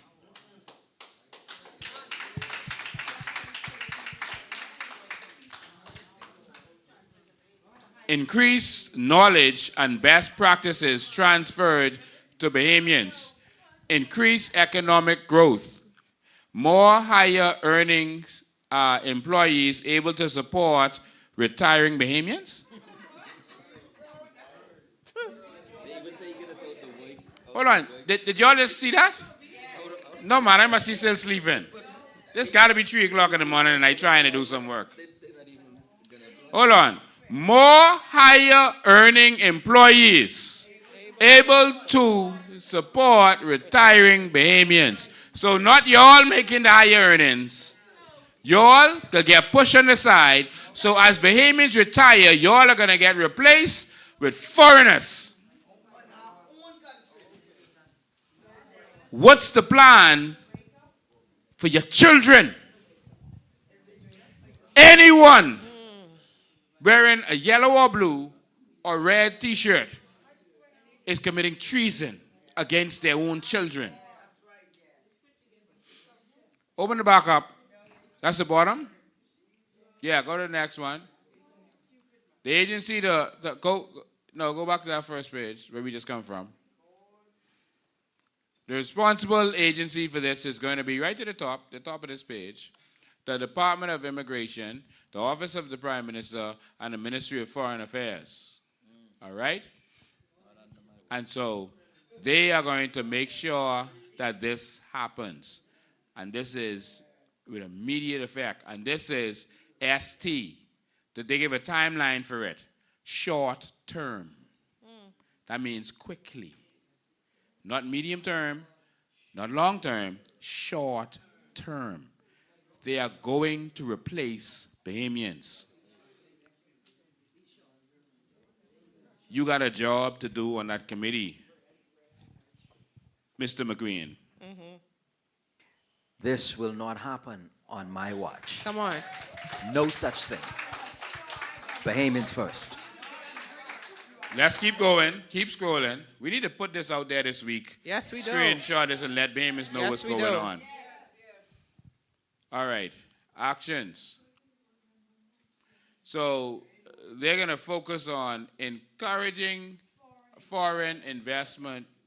Hold on, wait. Let's go to the top one, because that continues from the previous, right? Revised immigration work permit policy. Work permits issued for persons characterized as entrepreneurs.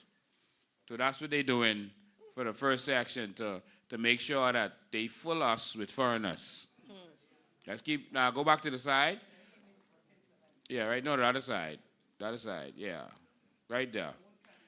Encourage foreign investment programs to specific areas or family islands. List of preferred areas, investment, development, et cetera, increase in the skill sets living and working on family islands, percentage increase in investment in areas. So they're saying they want more investment, all right? I could live with that. Review and improve the system for the grant of permanent residency for immigrant investors. A revised fast-track system for permanent residency applications introduced. Clear criteria on process for the granting of permanent residency developed. The need for cabinet approval for all permanent residency applications considered. Policy developed and implemented. Go to the side. Higher FDI investment.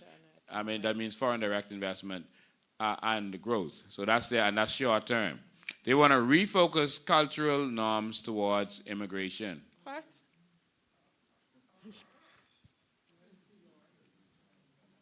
Studying the role of immigrants and their benefits costs to the development of the Bahamas, economic contribution of immigrants conducted. Education campaigns on the roles of immigrants in the development of the Bahamas conducted. Mr. Bean. More tolerant society, tapping the potential of all immigrants. So we must Short just term. accept Let me tell you them. something. My heart got so heavy reading that Wow. just now. My heart got heavy reading that just now.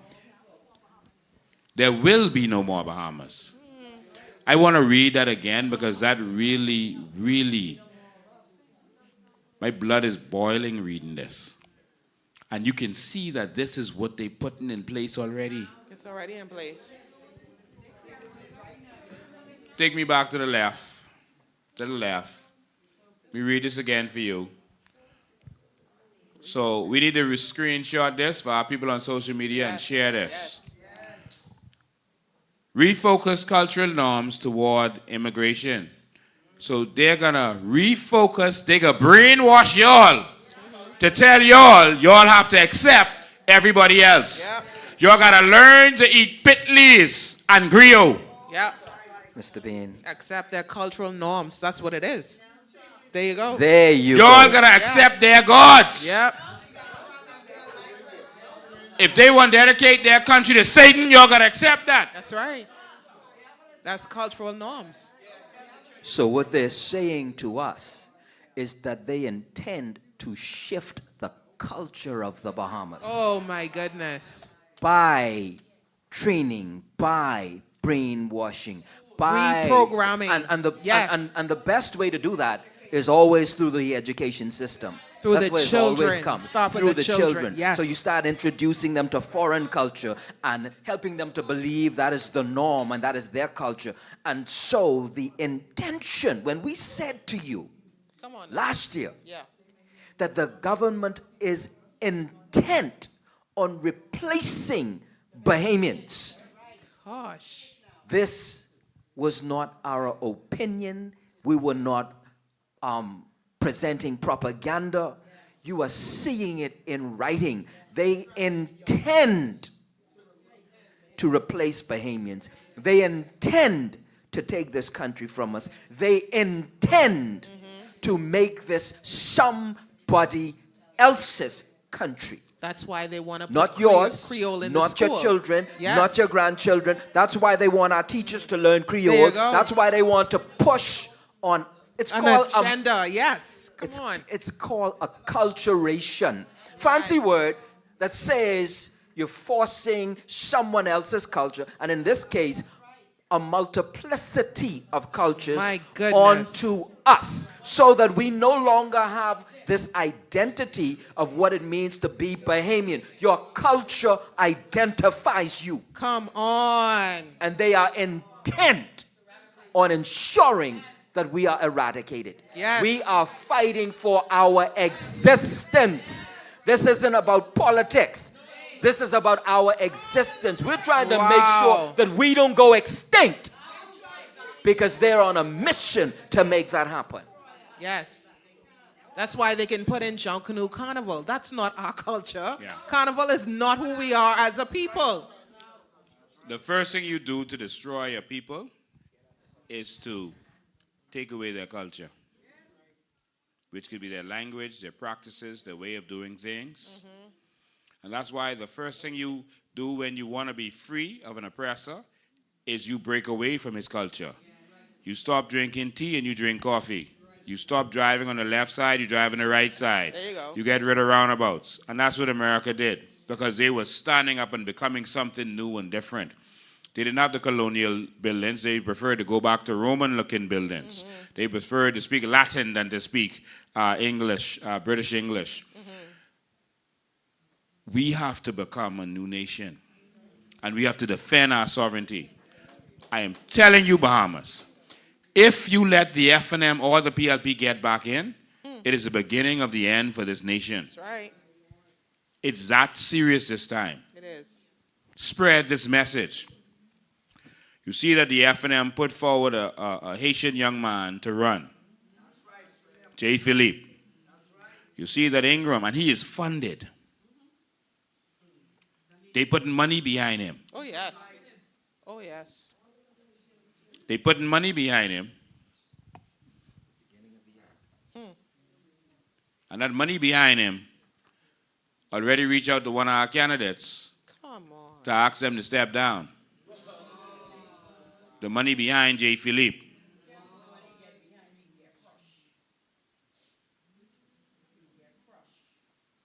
See, y'all think that Bahamians playing with y'all.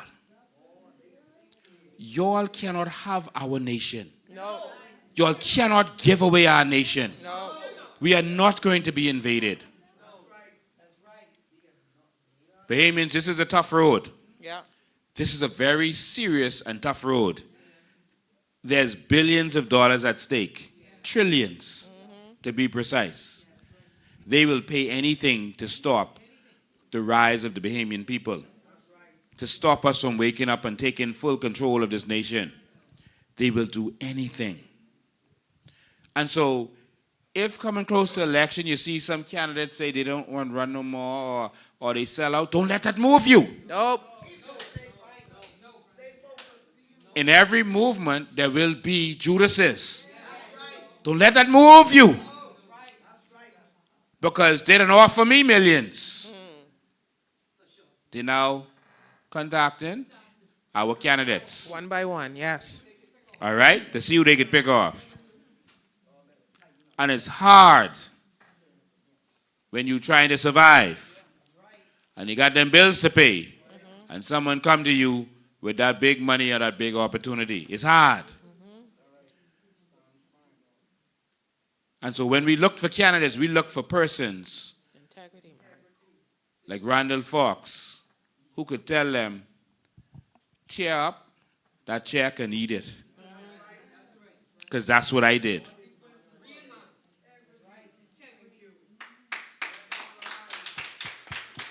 I'd rather live on the streets and eat dirt before I let them give our country away.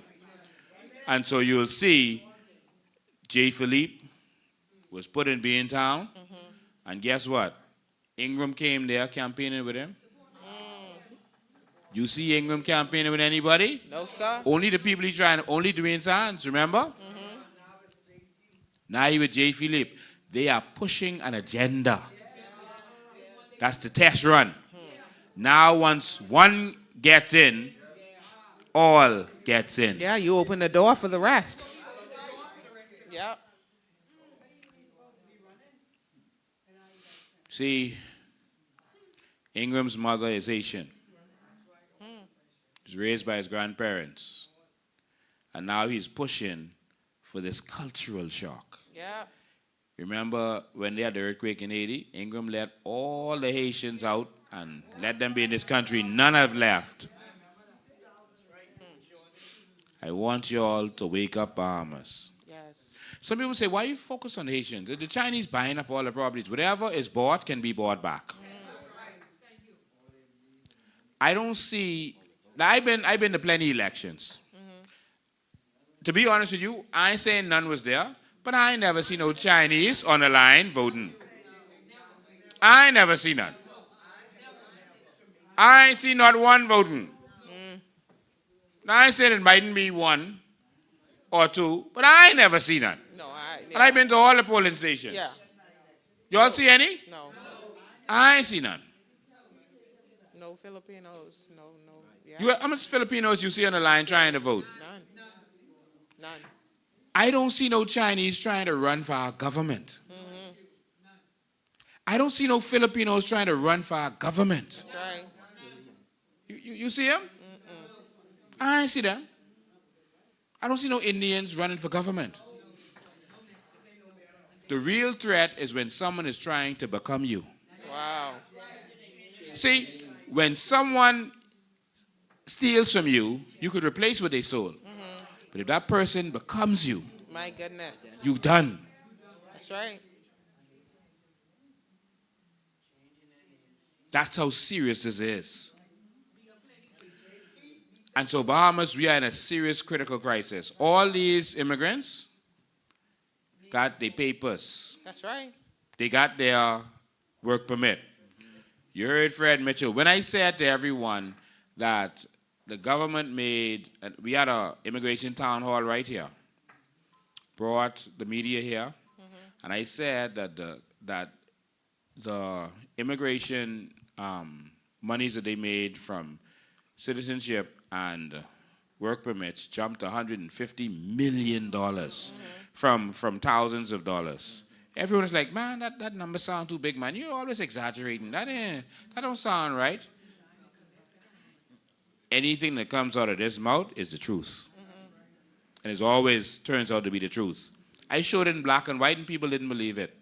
No, man, you must see miscalculate. That don't even make sense. How could it go to $150 million? And then guess what? Now you hear Fred Mitchell saying it. That's how much money they make from it. Y'all better wake up.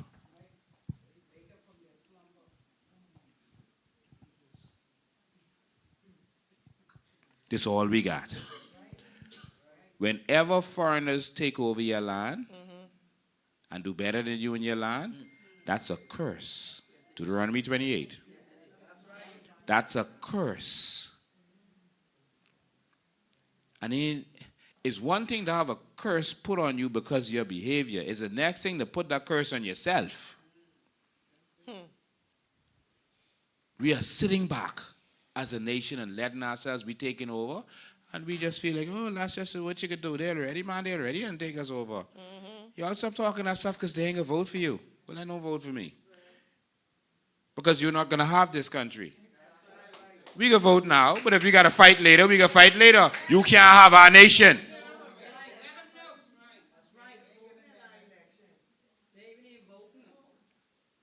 So Bahamians, I expect you all to stand up. Yes. A vote for the PLP or FNM is a vote to lose the Bahamas. Yeah. Watch what happened in South Florida. It's very possible to happen here. 'Cause Florida had millions of people already. Now they are outnumbered by millions. That's right. And if you don't speak Spanish there, you're in trouble. That's Soon, if you don't speak another language here, you could be in trouble. I can't let that happen No, sir. for a vote. I cannot pander the people for a vote. I expect all Bahamians to stand up. Stand up. stand with me as we defend our nation. And the first thing we could do when we get in, immediately, on the day that we swear in, that day, we are going to make it so that no one can get naturalization in this country again. If you're not born a Bahamian, you will never be a Bahamian. Yeah. So in other words, if you don't have a Bahamian parent, I don't care if it's male or female, if you don't have a Bahamian parent, you can never become a Bahamian. If you have a Bahamian parent, you are Bahamian. But you cannot have two foreign parents who came here illegally and become a citizen of this country. Now, there are persons who have been here, have been in part of our society. The conversation starts at permanent residency. But we can't have people like Luby Georges coming up and saying he won't be prime minister. Rick Fox, who's about to be defeated, Of course. Oh, yes. by Aisha Clare. Oh, yes. Oh, yes. He shows you that a foreigner can run. Someone born in another country can run here. J. Philippe shows you that someone with two foreign parents who came here legally, most likely, can run here. Michael Pintard shows you that someone with a foreign mother and father of foreign descent can run in this country. Philip Brave Davis told you that someone with a foreign mother can run for prime minister in this country. That's right. Dr. Hubert Minnis showed you that someone with a foreign mother can run for prime minister in this country. Hubert Alexander Ingram showed you that someone with a foreign mother can run for prime minister in this country. Prime Minister Pinlin shows you that someone with a foreign father and a half-foreign mother. Pinlin's mother is a bean on one side, Ackland's bean. So, yeah, that's my cousin. Pinlin is my cousin. Y'all like say I look like him. Yeah, we's family for true. On one side, he's a bean, and on the other side, it's Haitian. That's what it's for his mother. His mother is half Bahamian bean and half Haitian. His father is a Jamaican. He was the witch doctor. His father was the witch doctor in the off East Street. Y'all know that? He used to sell all the little trinkets and that kind of stuff. Y'all didn't know that? Y'all older people know that, man. Where it was? Odal Corner? Boy, they saying their age. I know what the Odal Corner, but yeah, that's where it was. Odal Corner. Yeah, you used to go to him to buy the little trinkets and that kind of stuff. All right? And his father told someone as long as he alive, Pinlin can't get beat. But once he dead, the protection gone. So said, so done. But we need a culture that does not depend on Obeah, voodoo, or anything else. We serve the one true and living God. Amen. That's our culture. And for that, I am not ashamed. Don't tell me I'm a politician and don't talk about my love for God. I love the Lord. Who don't like it? Too bad. That's who I believe in. And that's who's kept me alive for 20 years with these people trying to kill me for speaking the truth. Put $100,000 hit on my head. I am insulted. That's all I worth? I got to be worth more than that. As you can see, bulletproof vest here. I ain't hiding. Come. Come. When you come, don't miss. So, ladies and gentlemen, I want to open the phone lines now, and I want to open here for comment. We didn't go further into that. That was enough. That's enough. We'll talk more about that later because we've been going for a while now. But the whole national plan for the Bahamas is to replace Bahamians. The whole national plan. The FNM and the PLP put this plan together. Together. This is the national plan of this country to replace you. Not on my watch. And so let's open up. I know I've taken over your show, but okay. we start with MacGyver.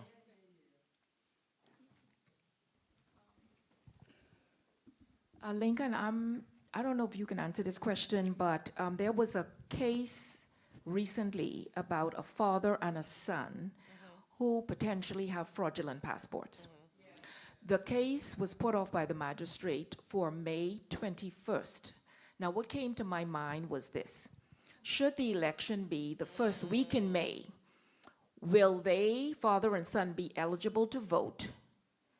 And because they're not charged or guilty as yet in the court of law. They are eligible to vote. We are eligible to challenge their vote. Okay, so, and I was wondering if they did vote and the vote is closed or whatever, and they go to court May 21st and find out that their passport is fraudulent. How can we go back and undo the election? Is that possible? I mean, Yes, it is. These are things that are coming to my mind. Yes, it is possible. And did you hear Fred Mitchell or anyone allude to this case? These fraudulent passports, they are not alluding to the officials that are responsible for giving these fraudulent passports. That's the issue. They are telling you, oh, this person got locked up, that person got locked up, but they have official passport documents, but no officials are getting locked up. Thank you. That's what I wanted to say. Yes, one other question on the passport office. You know, with the history in law enforcement. Yes. Why is it that, we have law enforcement. I know they were police officers first, now they're RBDF. But are they not observing what's going on, or what role do they play? Are they not looking out for our national interest? Because that's a high, pardon? But I still think this should be brought forward to the attention of whoever is serving in law enforcement. Because if crimes are being committed there, shouldn't they be vigilant? Or they're just for show? The only thing we need to do at this point is remove the PLP and the FNM. They are the cause of every problem in this country, and they are working together to destroy this nation.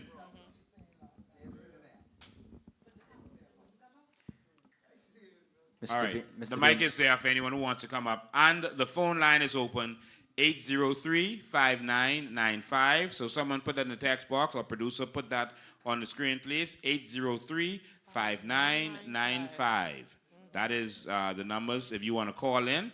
What do you think about what you just read, the National Development Plan put together by the PLP and FNM? No, the COI didn't put that together.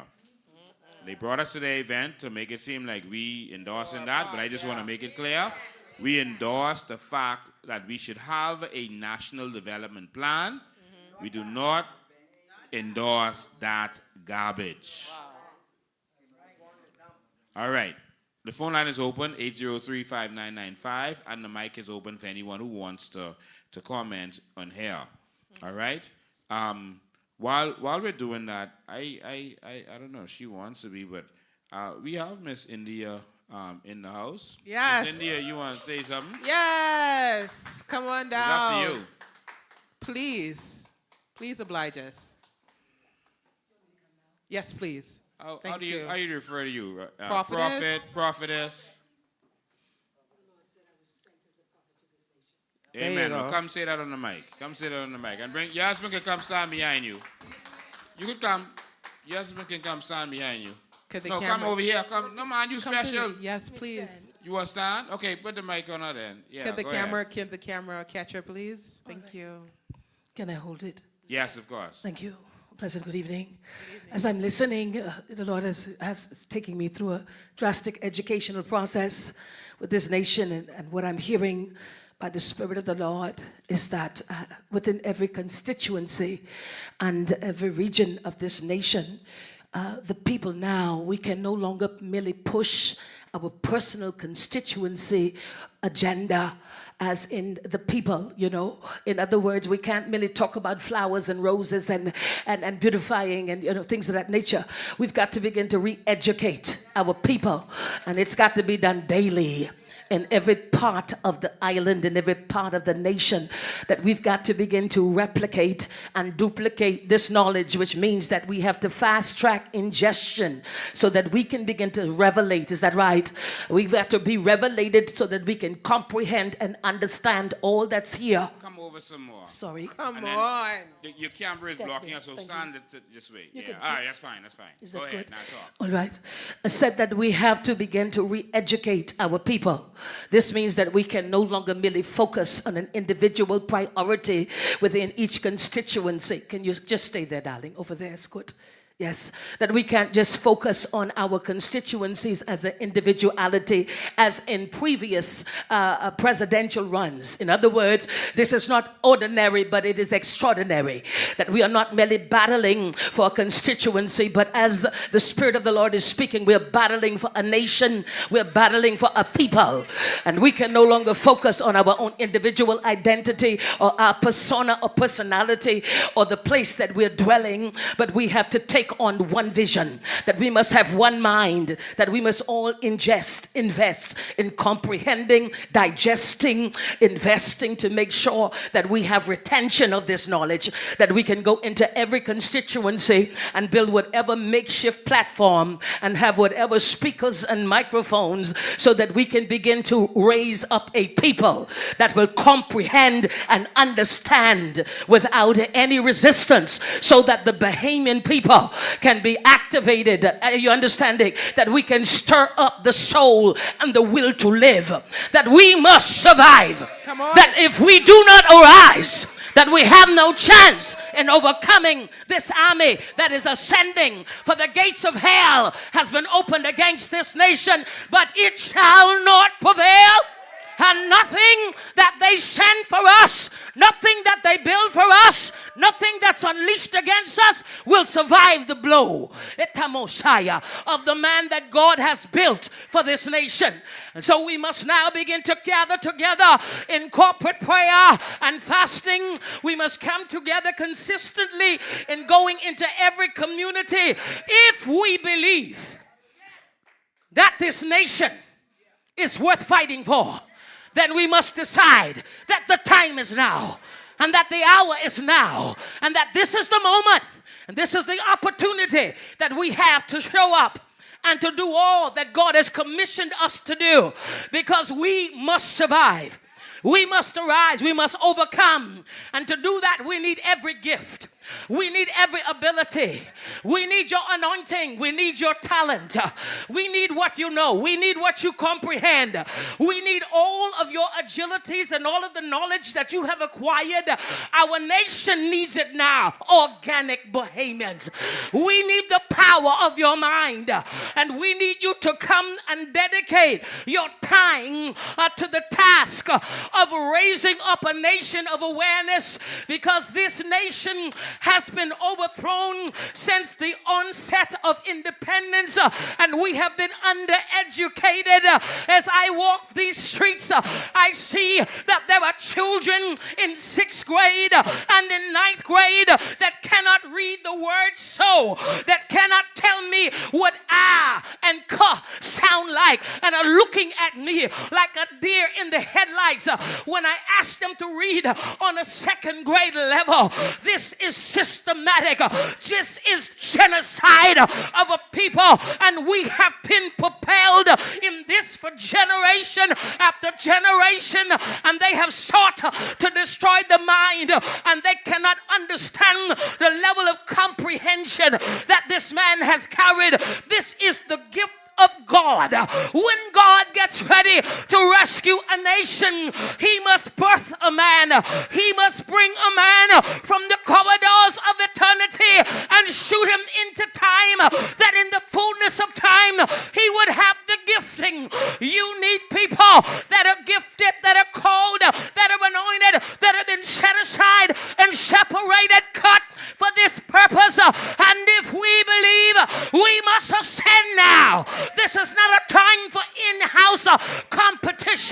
This is not a time for personal agendas and identity. This is a time for you to put up or shut up. Get up or sit down. Before you leave, Miss India, come back. Well, she's on fire.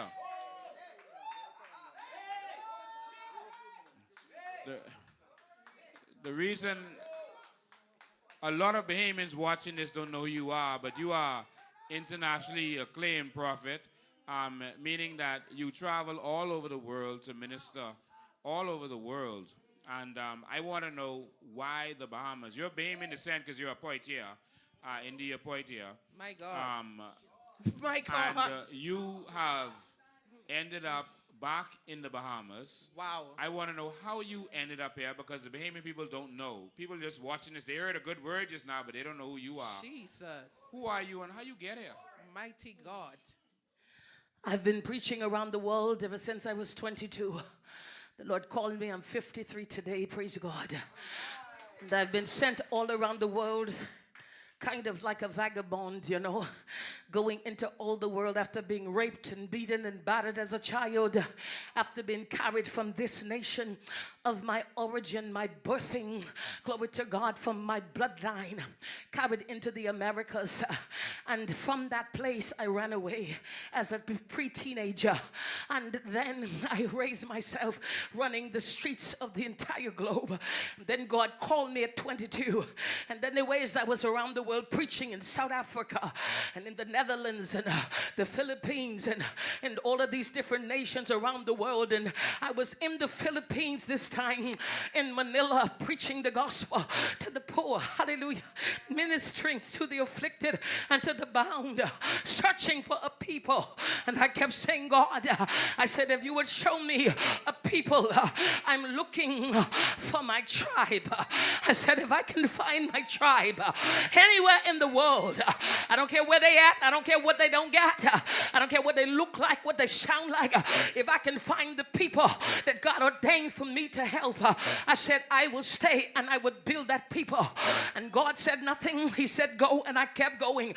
Well, this time a few months ago, I was in the Philippines with my husband here preaching the gospel, and after we got through ministering, I was so weary, and he said, where are we going now? What is the Lord saying? I said I believe it's time to go to India, my namesake.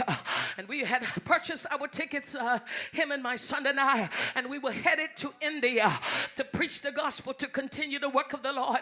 And we got to the airport and we were about to pass through. As I was getting ready to go, people were ushering me through. Somehow, because of my mantle, they keep calling me a nun. And so because of the gates that the nun get through, wherever I go, I get through gates. I don't have to ask, I don't fight, I don't battle. They just see and say, come, and I go. And God had there to be a time where I was delayed, and I sat there, and the Spirit of the Lord spoke to me, and he said, arise, my servant, I'm well pleased.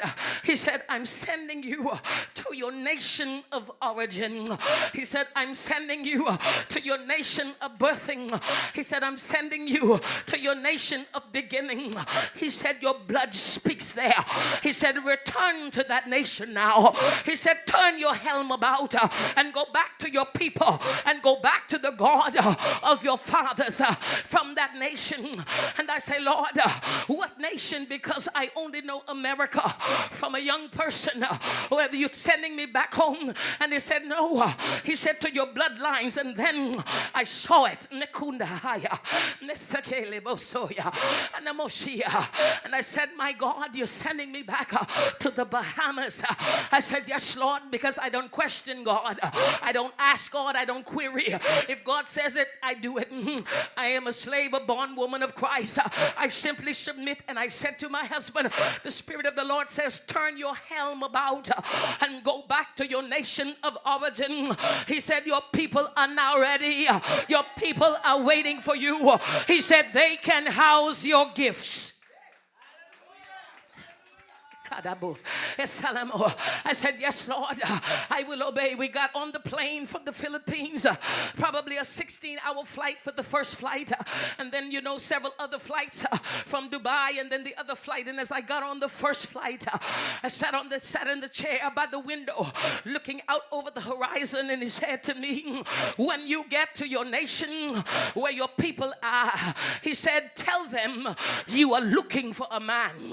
He said, tell them you must find a Mr. Lincoln Bain. So help me God. I don't know this man of God from a can of paint.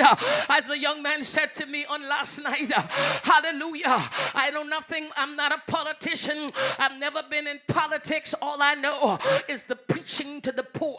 It's the ministering to the sick and the afflicted, to the outreaching to the bound. It's the raising of the dead.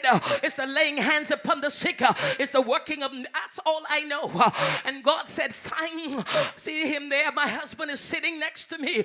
And I said, the Lord, I began to write, finding Mr. Lincoln Bain. And I got here and they tried to hide him from me.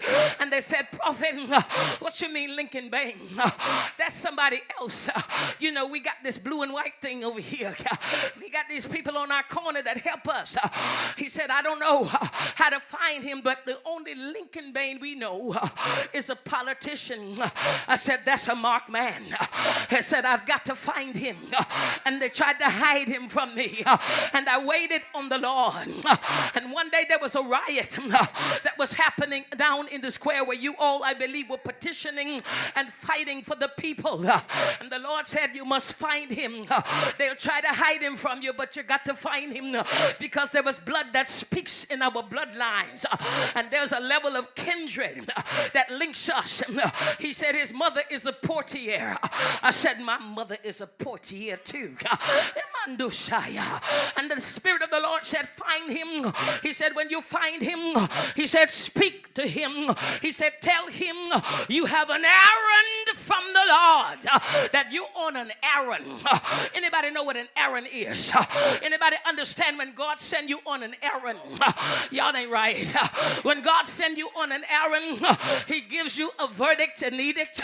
He gives you a proclamation, because whenever God gets ready to establish, recalibrate, reanimate, activate, legislate, when he gets ready to start something that has never been, take you to a place that you've never seen, do something that has never been done before, he has to raise up a man. He has to cut somebody from the rock of Gibraltar that will withstand the pressure.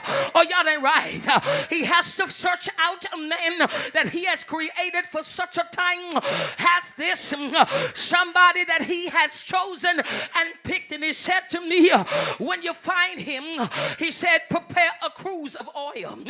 He said, for the oil that you fasted over 40 days and 40 nights. He said, the oil that's been consecrated from the Holy Land. He said, the oil that you've been keeping for divine miracles and signs and wonders. He said, prepare the cruise. He said, take the garments. He said, take the salt.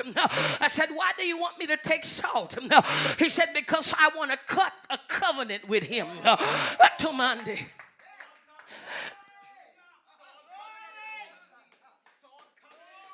He said, I want to cut a salt covenant. I'm boring some of you. I know I'm boring some of you. I understand the assignment. I said, I'm boring some of you. But I need you to understand, honey, if we're going to win this thing, we're going to need God.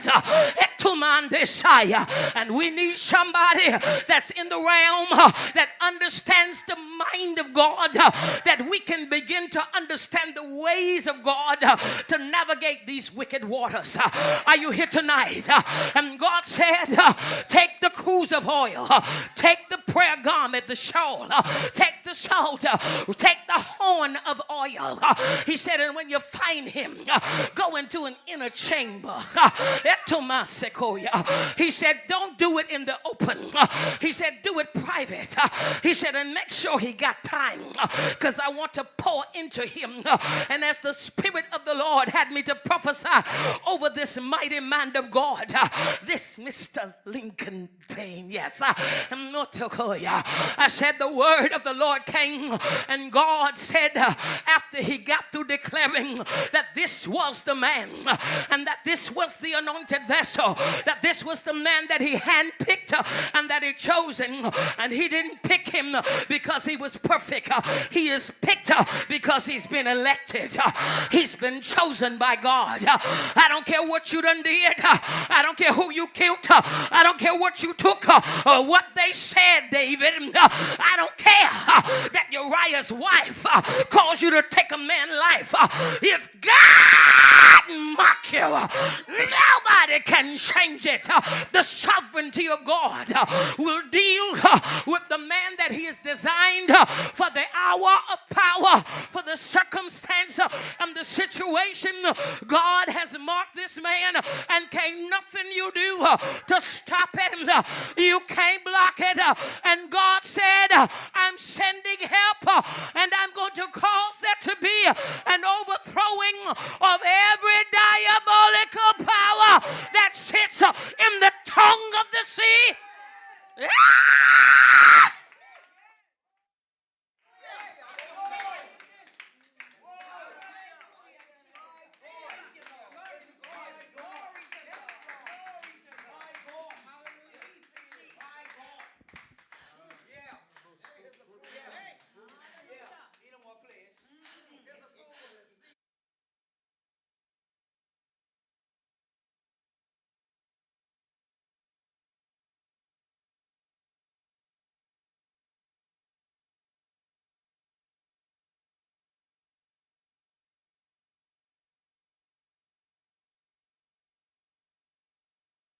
That you kept troubling me, asking me.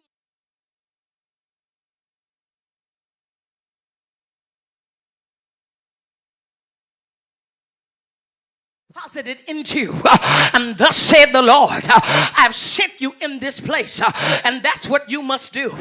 And ain't no devil in hell, under hell, sitting in hell's window is going to move this thing out of the way of righteousness, because when the righteous rule, the people shall rejoice. And God is about to trigger. He's about to trigger something. He's about to unleash something over this nation. And he's going to bring down every diabolical power. For one can chase 1,000, but two can put. Though we are mere 200,000 organic Bahamian adults, we are more than enough. We can do all things. We will triumph in the face of every enemy if we unite, if we stand firm, and if we begin to educate. I said we must educate now. We must elevate the thinking, the reasoning. We must appeal to the intellect, to the comprehension. We must teach them. We must, oh, y'all ain't ready. We must train them and equip them day by day. Any night owls in here? Night by night, oh, y'all ain't ready. I said, well, you got to have an early morning teaching in the park. Somebody coming for the noonday. Somebody coming back at 3. Y'all ain't ready. See, somebody gonna show up at 9. Because if we're going to do this coalition of independence, we're gonna have to do it united. Ain't no sense looking at me funny, honey. I said, this is the time that if we're going to conquer, you're going to need what I carry. You're going to need every gift in this house. We're going to need to commandeer vehicles, airplanes. Oh, y'all ain't right. Everything in your account, everything everything in your house, everything in your mind, all of your knowledge, we need to acquire it. We've got to bring it to the table. Are you here tonight? No more are we going to wait to be offered something. Shouldn't nobody have to pay you if you believe? If you understand the wiring of this nation now, shouldn't nobody have to pay you to serve water, to sweep floors, to answer phones? Let them give you what they got. But you should require, not to call you, or they're going to stone me now. I said you shouldn't require, because this is an hour of desperation. We are in a desperate hour, and the clock is ticking, and you've got less than 90 days to turn around the intellect of a people that lack comprehension.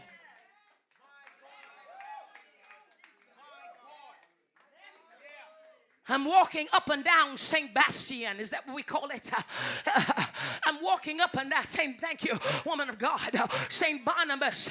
And I'm finding that there are more adults in the community that cannot read, that can't write. Oh, y'all playing? That can't comprehend, that don't understand. I am finding that there are at least 85% of the people that are organic behemoths that don't have birth certificates. I said, don't play with me. I'm another man's servant. They don't have affidavits. So you tell me, hey, Basoya, how are they going to vote? You make me understand. How will they elect? How will they have a voice if they cannot identify themselves as the, oh, y'all ain't right. And if we don't take our shoes off and decide that we're going to start running from tonight, I said we're going to lose the fight. We need people on the ground that are going to hit every house and find out who got what, who understand and who don't. That's why God said make some videos, because most of these people can never read. They could never read this book. If you give them away tonight, they will be on a trash heap tomorrow, because they cannot read at a second grade level. How many adults? I just got here all of 5 minutes, and they can't comprehend anything. How can they vote? How are you going to harness them? How will they vote for you? How can they say yay and amen? How can they mark the X when they don't have identification to stand on the line so that they can have the power to select? And if we don't wake up now and quit playing crazy, God send you help, you better know what to do with it. When God give you a gift, you better know how to harness it. Oh, y'all ain't right. I didn't expect this tonight. Y'all saw it was like pulling teeth. I wanted the ground to open up when he called my name. I heard the Spirit said, I want you to say something. And I said, Lord, maybe another night. And then he said, well, India. So the Spirit of God, when he wants to speak, your gift will and bring you before great men. I salute you. May the Lord bless you.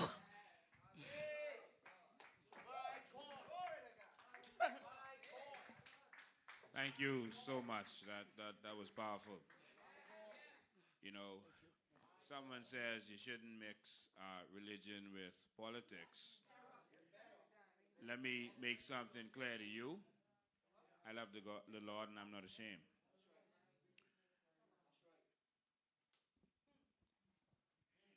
If our current and former prime ministers can go to the Obeah man, we can go to God.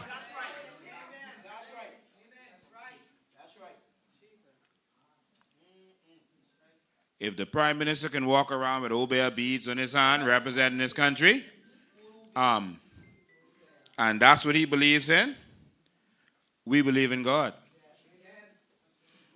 Some people say you don't mix politics with religion. That's what y'all been doing all these years. You know the Queen is the head of the Church of England. Do you know the King is the head of the Church of England? So how are you not mixing politics with religion? That's what you've been doing. But I know one thing. They can come with all the voodoo they want. People was telling us Say, Lincoln, don't go in them shanty towns. They can put voodoo on you. I still waiting.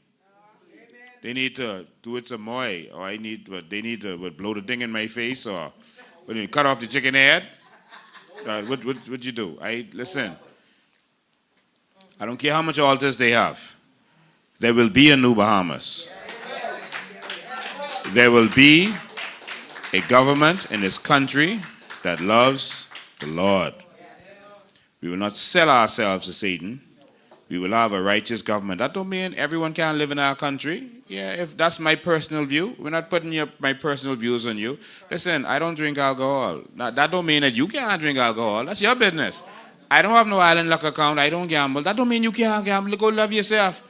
I ain't going to casino to gamble, but listen, every Bahamian will be able to go in there and gamble when we get in. And guess what? We could be able to own them too. Because that's the real issue. No, we're going to be a government for everybody.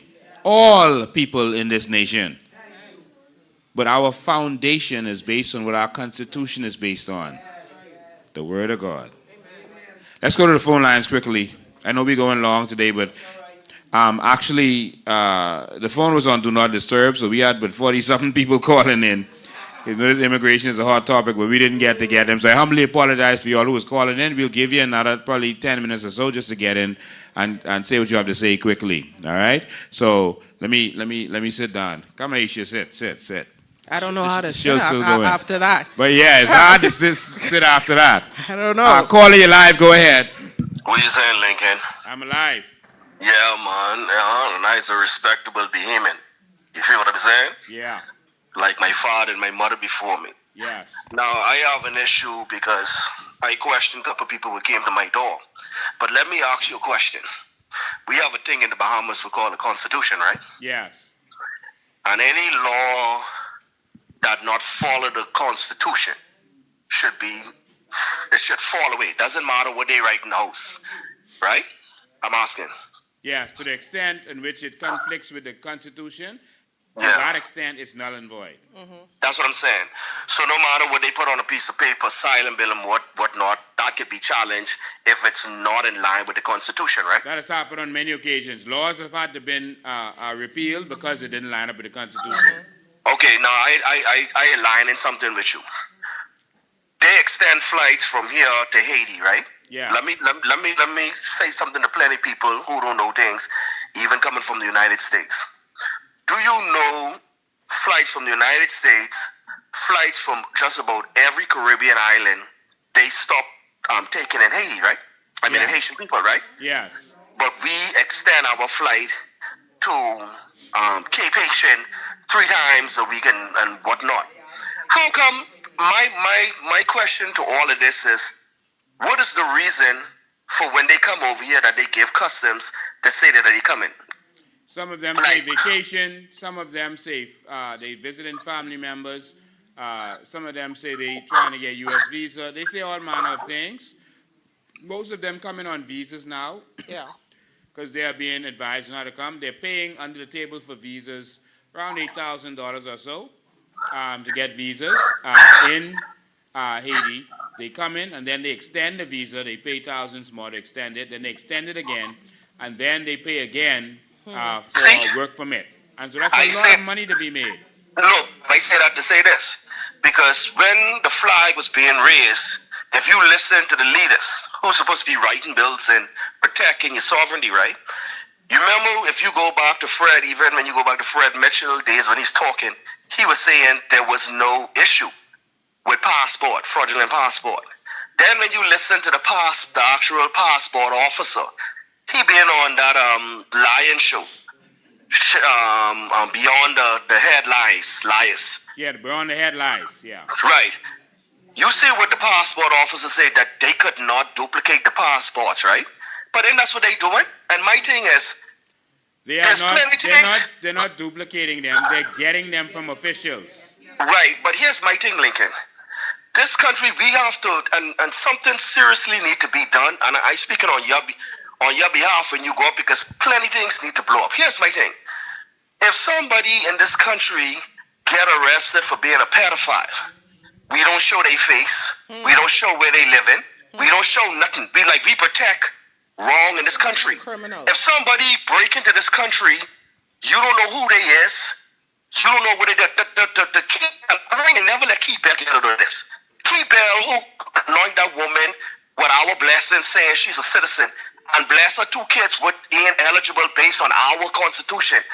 Do we ever know who this woman is? Because anybody ever tell me, did they ever see this woman and her kids? But here's my thing, and then we promote that. What I mean by that is we promote that, and here's why I say, Brave Davis, people stop telling me that this man is a humble, nice, quiet. There's nothing nice about criminals, boy, because here's my thing. The man move him from there and put him into housing where he's still doing crime. You move somebody with break into your house. Let somebody into your house, right? Move someplace where now he giving the people what he let into the country. He giving them the homes now. Yeah. So to me, you confuse. Not even saying you confuse them. And then, to me, Lincoln, you need to target 2 people in this country. Nobody, you might touch them here and there, but you need to target them because guess what? I also say cut the head off the what? The snake, right? You cannot have Louis George, who was not born. He came here over on a boat, and guess what? Our constitution say they must renounce. Their constitution say they can't renounce. Why can't we just say plain and simple, Haitians cannot become Bohemian? Why can't we just say that out plainly and go after the head of the snake? You cannot have Louis Georges being in a place of power, sitting down talking to the people who in power, and then you turn around and tell Bohemians what we could and we can't do. And Frankie, that I don't know where he is in Abaco or whatnot, because Ingram, I ain't never been Abaco, but whatever happened in Abaco, Ingram is a part of it. And every time you see him, he waving to somebody like he's some celebrity. Yeah. This nigga always, no matter where he go, he's smiling and waving like he got this big fan base behind him. When they destroy this country for me and my, you understand? Yeah, we gotta run. We gotta take some other calls, but Luby is watching. So what you have to say to Luby? I have to say to Louis, me and him get buck one day. See, I from Freeport. Me and him get buck, and I telling him this over there. Me and this man get buck because guess what? I starting up something online, and I want him to hear me this. I starting a protest online, and when I get enough numbers, he can't be here because ain't no way I can have no Haitian. Y'all might can't say he's a Haitian. I don't care what he tell me. This man is a Haitian. I stand by. I say, me and this man get buck. This ain't no threat. This is a warning. Me and this man get buck. Guess what? Ain't no Haitian to come to me that tell me that, you ain't supposed to do this. We have to have love. I don't have to have love for no devil worshiper. My God, hate they God. And I go on that. My God, hate they God. All right. All right. The phone was ringing off the hook while we saw that call, so you can call back now. We only got a couple more minutes. We've been going for a long time. So you can call back now. I know it's a delay in you hearing us. But this is your chance to call in. 803-5995, 803-5995. Our country is in a major crisis. Put your mic down. Our country is in a major crisis. For those who've been trying to call in, a bunch of you, while we're on that call, you can call in now. 803-5995, 803-5995. We can only take one call at a time. Sorry about that. 803-5995. I know there's a delay, but it's your last chance. Okay, here we go. One got in. Good afternoon, caller. Yes. Good afternoon. Yeah, just as real quick, I was scrolling on Facebook yesterday and came across a live that Louis George was doing. And what I did is I screenshot some of the information that they had. It was in Creole, but when you touch it, it showed you the English version of what the English translation. And so I put it in the COI Evolution page, and I think you should investigate it, because the guy said in there that anyone who needs help with passports, call him. And his phone, and he put his phone number in as well. So I think you should investigate that. That's what Louis George said?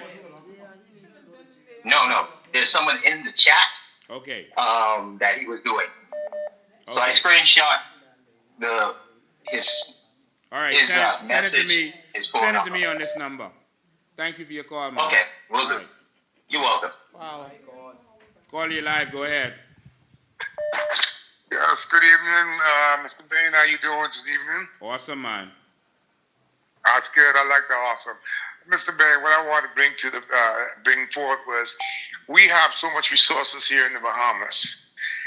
Would you, when you become the Prime Minister, focus on getting the agricultural and fisheries up and running? Because this is one resource that has been neglected over the years. I'd like to see something happen in our country that we could be more resourceful and have more independent when it come around to our agricultural and fisheries.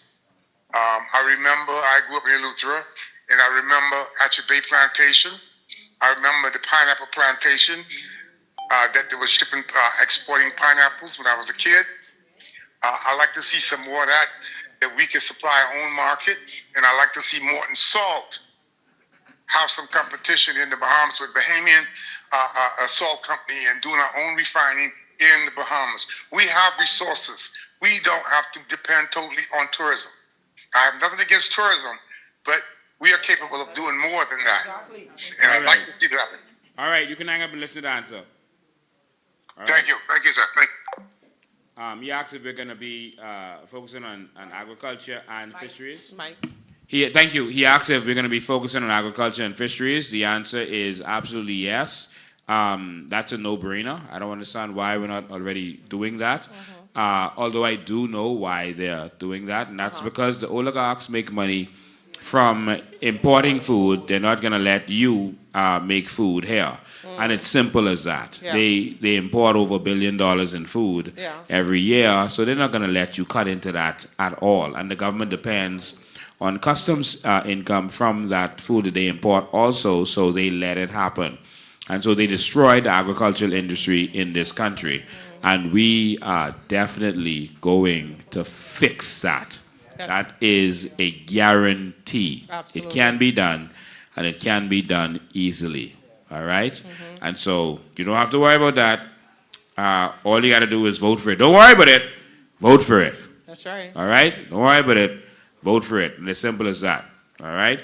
So I think that's it for now. I see some other people trying to call and they didn't get it. I'm so sorry.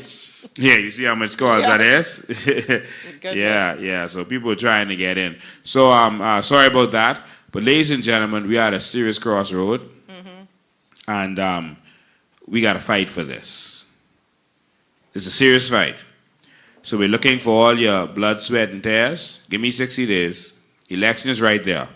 What we need you to do is call your friends and family. Wherever you are, if you're watching this from all over the world, you're watching this in the United States and in the Middle East, wherever you are, you're watching this. Call your friends and family back home. Talk to them. Evangelize. Evangelize means to move the message. That's what it means. All right? Eve is like evacuate. Angel is like the messenger. Evangelize, message, move it. Talk to your friends and family and tell them the urgency of what needs to happen.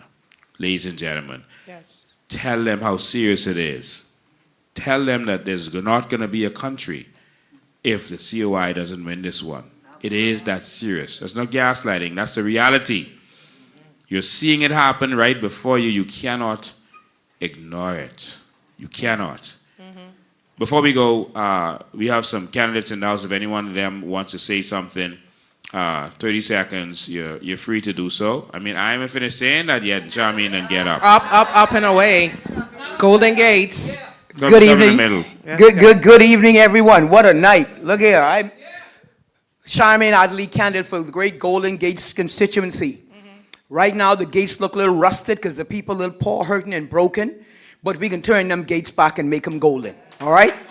Woman of God, I so appreciate coming out tonight. I was right there. I was so tired. I ain't lie. I was like, I can't make it out. But I said, you know what? Let me go. And when you push, you roll up on something. When God blessed the whole, he just turned this thing over. And so I believe heaven will be sending reinforcements to bring this battle to bear. I said, God, this is going to be one of epic proportion.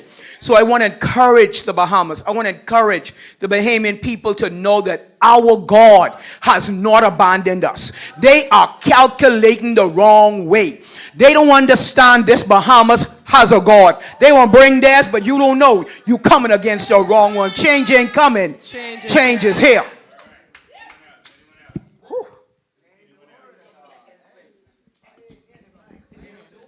Good night, good night, good night. This Good night. is Kirk Farrington, candidate for Southern Shores. Candidate for Southern Shores. And I have one question. One question I have. The Constitution of the Bahamas says that we cannot discriminate against religion, right?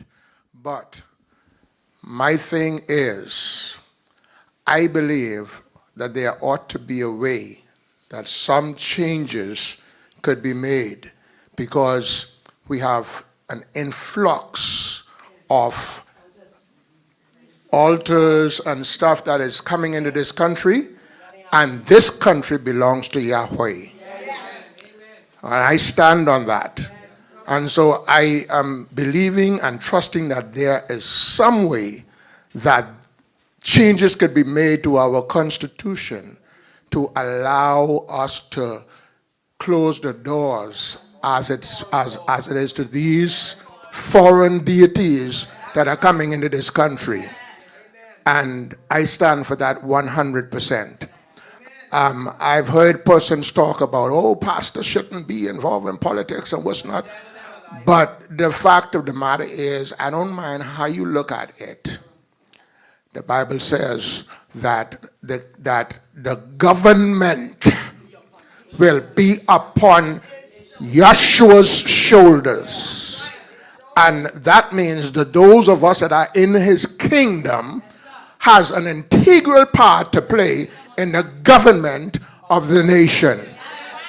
And if we remain silent, then we give over the governance to them. But we need to make sure that governance, righteous governance, come back to this nation. If this nation is going to stand, righteous government got to come. And I believe that we are on the verge of that. And so things got to be put in place for the incoming of righteousness. Amen. Amen. Thank you so much. There's a couple of announcements. Next week, we will not be here in studio. We're going to be in location in Pinewood. All right? So we're going to be in Pinewood. So you're welcome to come out and join us there. We'll put the details in our groups and on our social media. But we're going to be on location. And so join us there on location. We got one little grill out, man. Let's go eat some grill on the road. We could be in the back of Pinewood. All right? Yeah, man. In the back of Pinewood. Yeah. So let's do that next week. We'll update you on the details. And also on the 19th, we're going to be in Grand Bahama. Okay. Life Church is having an event. They have a question and answer where they are calling on the leaders of each of the parties to come out and answer questions from the people. Okay. I think it's a good initiative. And so I'm going to jump on the plane and go over there to be with them. I don't, let me see if I have the details. I don't have the details, but I think it's called Life Church. And so Michael Pintard went last week. I saw him try to regurgitate some things he heard us say, but it was very uneventful. It was disappointing. He ran from the questions. It was simple questions, man. What are you going to do to get rid of the D average and education? He literally repeated what he heard me say. Literally. Wow. You know what he said? He said, people learn differently. Literally, he just regurgitated what he always heard me say. And then said that they got more, Little Lincoln. That's Little Lincoln. And then he went on to say we got more vocational stuff for students. I listen. Could I say something? Yeah, go ahead while I'm looking for this.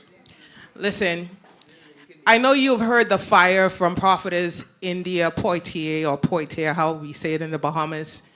But I want you to know today that this is altar against altar. And listen, God will arise and his enemies will be scattered. I want you to know that this is not fighting against flesh and blood here.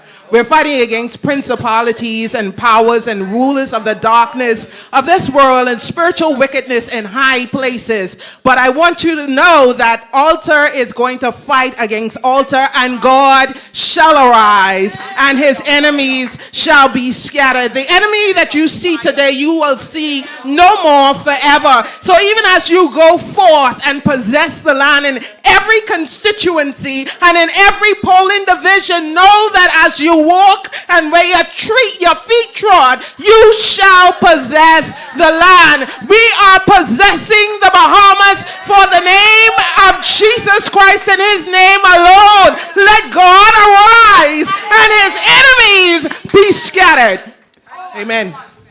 Yeah. All right. So I don't have the details on the event, but I'm going to be there on, I think that's Life Church on the 19th, and so I'm going to be there. I'll put the details on my Facebook page so you can know exactly what the details are. So if you're in Grand Bahama, join us on the 19th. I think that's the evening of the 19th at, I think it's Life Church. Join us. I will be there to answer all of your questions that you have, and we can see who do you think has a vision for this Bahamas. As simple as that. And that's it and that's all. We'll see if Brave shows up.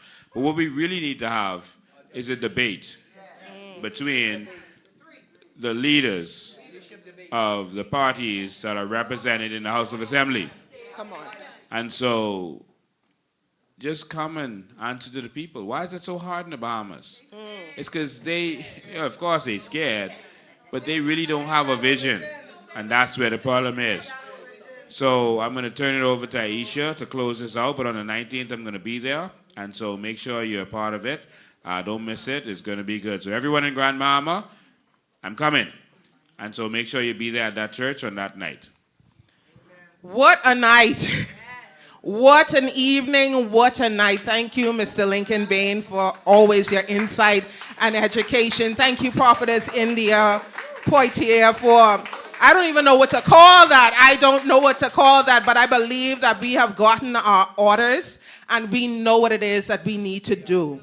We know what it is that we need to do for country, for God and for country. This one is for God and country to save our Bahamas.